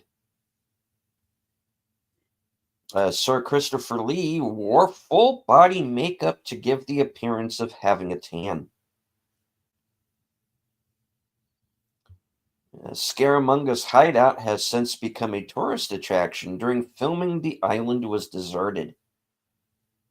The last scene filmed was Bond trying to steal the golden bullet from the belly dancer's navel. Felix Leiter appeared in the novel but is absent from the movie. He would not appear in a Bond movie again until The Living Daylights. Like Dr. No, this movie has Bond using a pillow trick. He does this in the book The Spy Who Loved Me. John Barry regarded this as his weakest score.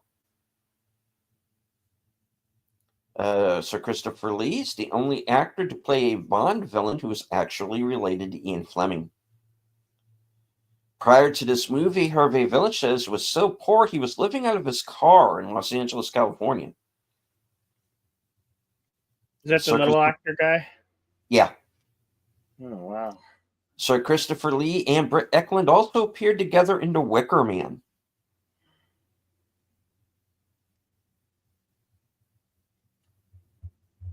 Britt Ekland auditioned for the role of Andrea Anders, but landed the role of Mary Goodnight instead after posing in a bikini. She was very pleasing to the eye. Indeed. I'll say that much. Mary Goodnight drives an MG, the same initials as her. John Barry had only 3 weeks to compose the score.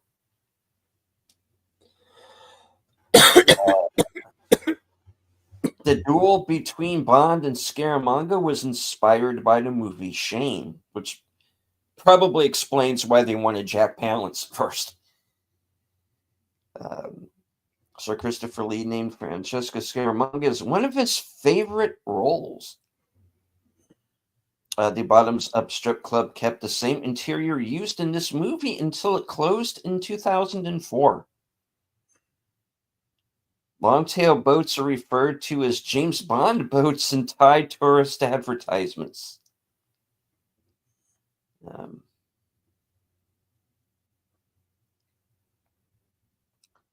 According to this movie's accountant, the white gloves worn by Hervé Villechaize had to be custom made and cost of production $10,000.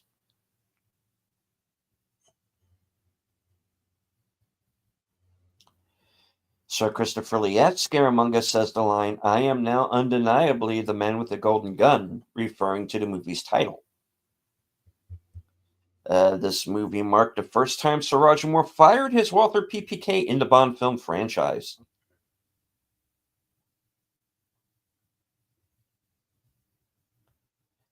Roger Moore and Clifton James, who played Sheriff Pepper, died 1 month apart in April and May of 2017. Maud Adams, who played Andrea Anders, would later appear in Octopussy with Roger Moore. No martinis are drunk in this country. A selection of prop brass bullets sold for 2,114 pounds.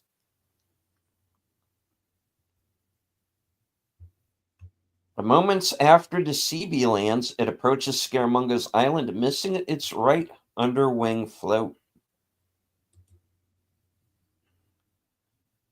Just before Lieutenant Hip shows up, Gibson can be seen ordering a whiskey and ginger ale, a nod to the actual drink of James Bond's choice in the books. Christopher Lee and Bernard Lee, no relation, previously appeared in Dr. Terror's House of Horrors, although they shared no screen time together. I almost said scared.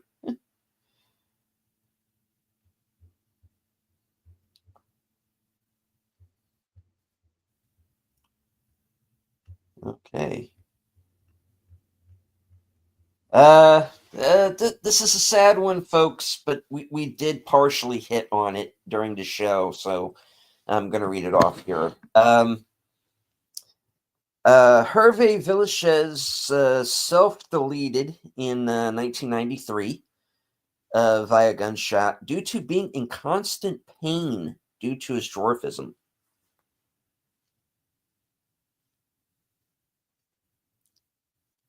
Yeah, they have.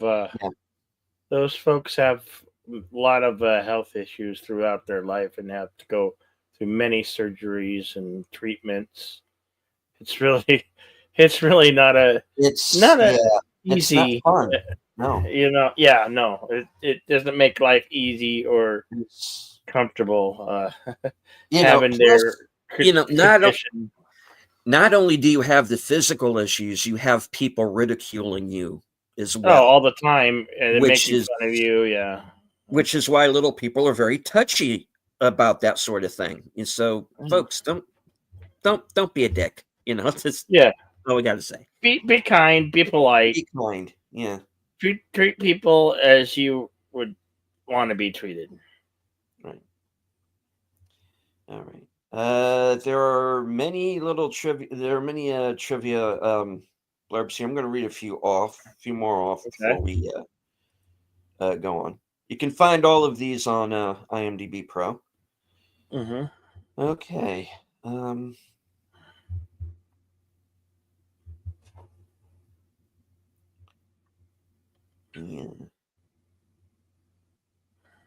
Sort through this here. All right. A poster for the movie being released for Christmas 1974 promised a Christmas present from James Bond. The present was, as the ad read, a solid gold fountain pen that screws into the body of a golden cigarette. Oh, here we go. A gold cigarette case that is snapped into place to form a handle, a solid gold cufflink that becomes the trigger, a single gold bullet that is placed in the chamber. The present, of course, was the golden gun. And the poster's tagline then read, "The man with the golden gun is ready to assassinate James Bond."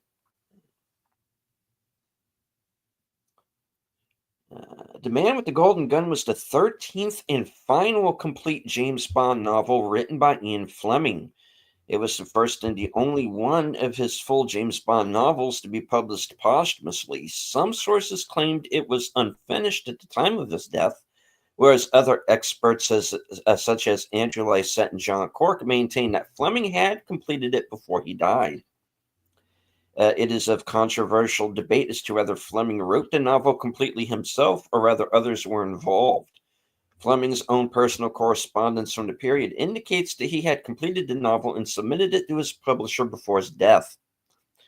The correspondence also indicates that Fleming was not pleased with the novel and had considered retiring from writing Bond novels because he feared he had lost his edge. According to production designer Peter Merton, the sequence where Scaramanga's car transforms into a light airplane was accomplished in the editing room. Wings were attached to the car, and a stuntman drove the car plane to the runway. At this point, the editor simply cut to a radio-controlled model built by John Steers.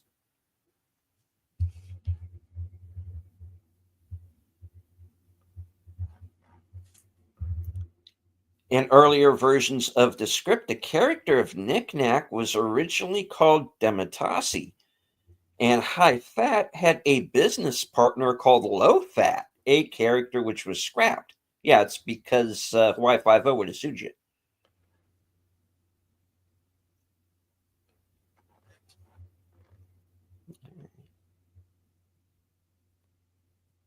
According to the Inside the Man with the Golden Gun documentary on the DVD, during production on the fifth Bond movie, Only Live Twice, Albert R. Broccoli and Harry Saltzman had originally intended for this movie to be the sixth entry in the Bond film franchise.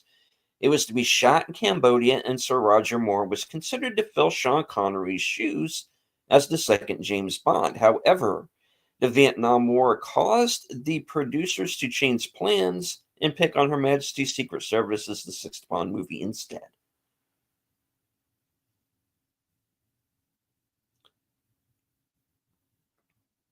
This is the 11th Bond movie and the 9th in the Eon Productions official film franchise. It is the second James Bond film to star Roger Moore, the 11th to feature Bernard Lee as M and Lois Maxwell as Miss Moneypenny, and the 9th to feature Desmond Llewellyn as Q.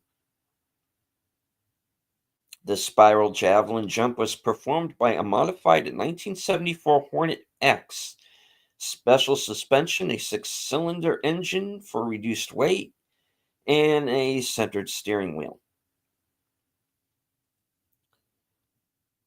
All right. Alice Cooper's Muscle of Love album has a song, Man with the Golden Gun, on it. The CD version includes notes claiming it was to be the theme song of the movie, but the producers opted for the version sung by Lulu instead. This was the first James Bond movie to be shown at the Kremlin. According to Sir Roger Moore in his audio commentary, apparently when the movie had finished, one Russian official turned around and said, "We didn't train him very well," in regards to Scaramanga. In the movie, it is explained that Scaramanga was recruited by and acted as a hitman for the KGB.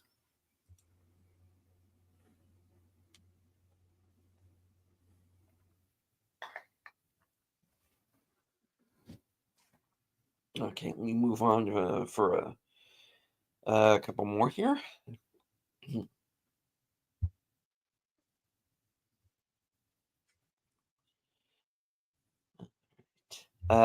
Longtime director of photography Ted Moore quit halfway through the production, either through illness or disagreements with the producers, depending on who you ask.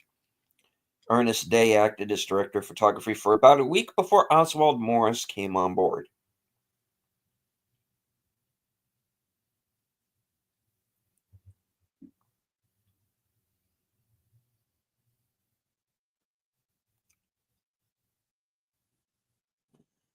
Okay. The original plan was to shoot in Iran. This was partially inspired by Albert Lamourisse's The Red Balloon. The start of the Yom Kippur War was an instrumental reason in calling off the idea of filming there. Southeast Asia was the new chosen location. Traveling to Los Angeles for The Tonight Show starring Johnny Carson to promote this movie, Sir Christopher Lee had his golden gun confiscated by U.S. Customs. No. Oh, no. Damn it. Brett Eklund admitted to being terrified when filming the scene where he and Sir Roger Moore escaped from Scaramanga's island. In his autobiography, Moore pointed out one particular shot right before the second explosion goes off when Eklund falls to the floor. According to Eklund, that wasn't acting. Moore came back, picked her up, then helped her go on. His arm was around her back as the second explosion went off, and he felt the tiny hairs on her skin get singed. Yeah, it was a close one, folks. Filming began November 6th, 1973, with a double filling in for Sir Roger Moore, who wasn't scheduled to begin shooting until April 1974. The Royal World premiere of this movie was held on Thursday, December 19th, 1974, at the Odeon Theatre, Leicester Square, London, in the presence of Prince Philip, who was guest of honor.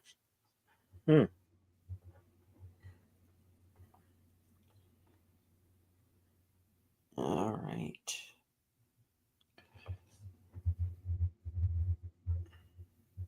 As a joke on Desmond Llewellyn, Sir Roger Moore wrote fake dialogue for Q, then gave it to the script girl to give to Llewellyn after he had spent the whole month learning his lines and was about to come on set.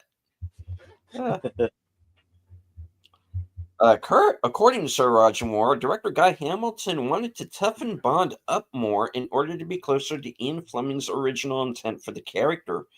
One of the ways was by having Bond twist the arm of Andrea Anders behind her back, threaten to break it unless she told him what he wanted to know. Moore didn't enjoy filming the scene, feeling that Bond would have instead charmed the information out of her. Another scene Moore didn't enjoy was pushing the boy into the water during the boat chase.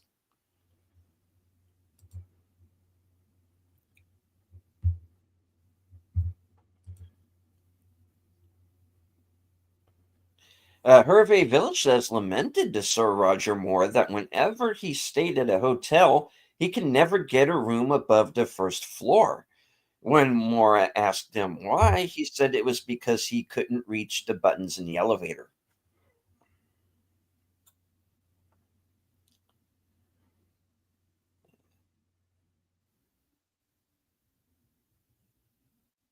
Okay.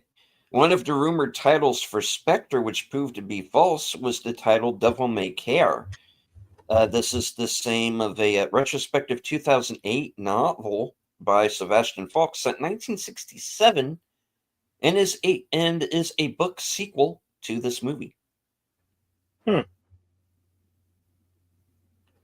I think I actually have that around here somewhere. Cool. All right. Like I said, there's a lot more. You can look it up on IMDb. We would be here probably a couple of more hours if I went through it all. So, all right. The scrolls are closed. Okay. Wonderful. All right. I do want to say hello to Emoji Queen, Lady Miss. Lady Miss, yeah. Hey. Daniel's Hot Topic says this is a great Bond movie, although I prefer Live and Let Die much more. It was a better movie. Okay. Yeah, I agree. The one that follows this is, I believe, The Spy Who Loved Me. That one's pretty good, but I like the one that came after it, the For Your Eyes Only, I believe it's called. Mm-hmm. Yeah. I like Roger Moore was my, I saw Roger Moore in James Bond films before I saw Sean Connery, and then I liked the James Bond with Roger Moore. Then I went and saw all the Sean Connery ones, and many years throughout the table was always on like USA or TNT, one of those cable networks. Yeah. Mm-hmm.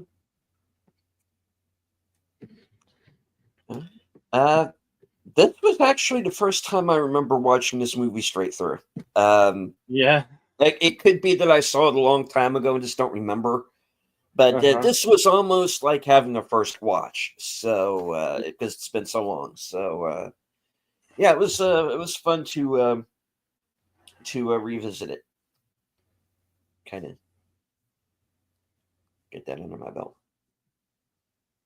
Cool. Yeah, we brought this up earlier that Christopher Lee was a real life spy, worked for MI6. Yeah, if you saw the movie The Ministry of Ungentlemanly Warfare, he was in real life one of those guys.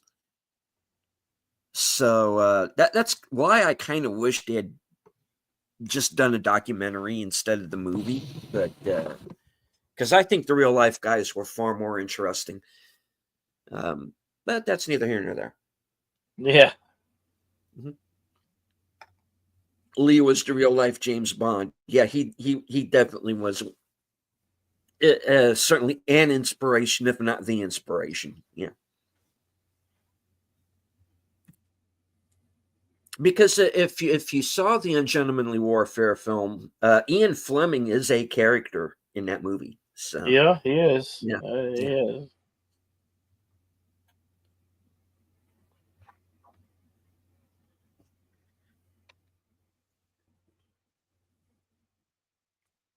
All right, that's all I've So got. Yeah. I was thinking for the next action theater, there's a film there's not a lot of there's kind of there's action in it, but and it's kind of follows this guy who goes to Alaska to study look for the caribou. It's called Never Cry Wolf, and Wow. I've been wanting to play it for a while, and I hope you guys won't mind if we do that. I have it, and it's been on the shelf waiting, and I'd like to see what it's it came out. I think it came out in the late '80s. Yeah, I believe so. Yeah. It's an older film, but I think you guys might find it interesting. Mm-hmm. I was thinking about that for the next one. And then, of course, we'll be doing some more. Don't worry about the Bond films. We're gonna get to most of the really good ones. Mm-hmm. The newer ones that are kind of rubbish, not so much. But the good ones, we'll play the good ones here. Do you think he taught Roger Moore anything about being a spy or gave him any pointers? He could have. Yeah.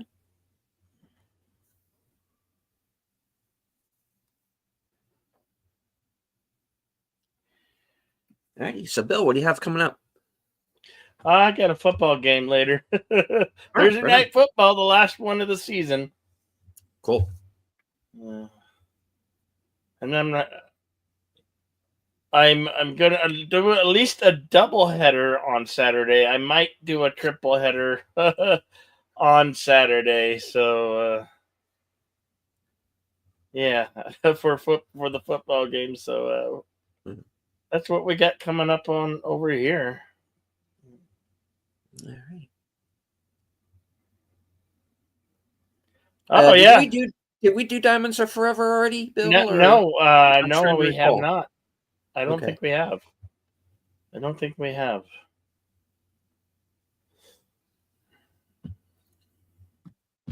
All right. As for me, I will have the weekend update tonight at 11:30. Stay tuned, and that's 11:30 Eastern. Stay tuned and find out what I have coming up. I was wondering, would you like to maybe get together and do a best and worst films list or mentions? I do before the year's out. Yeah, I don't know if before the end of the year is out, but I do want to do it. That was very popular last year when we did the worst of. Yeah, and I want to and hello to West Cagle. Hey, West Cagle. I have a few movies that I want to see first before I kind of finalize my list, but I very much would like to do that. So, folks, stay tuned for that.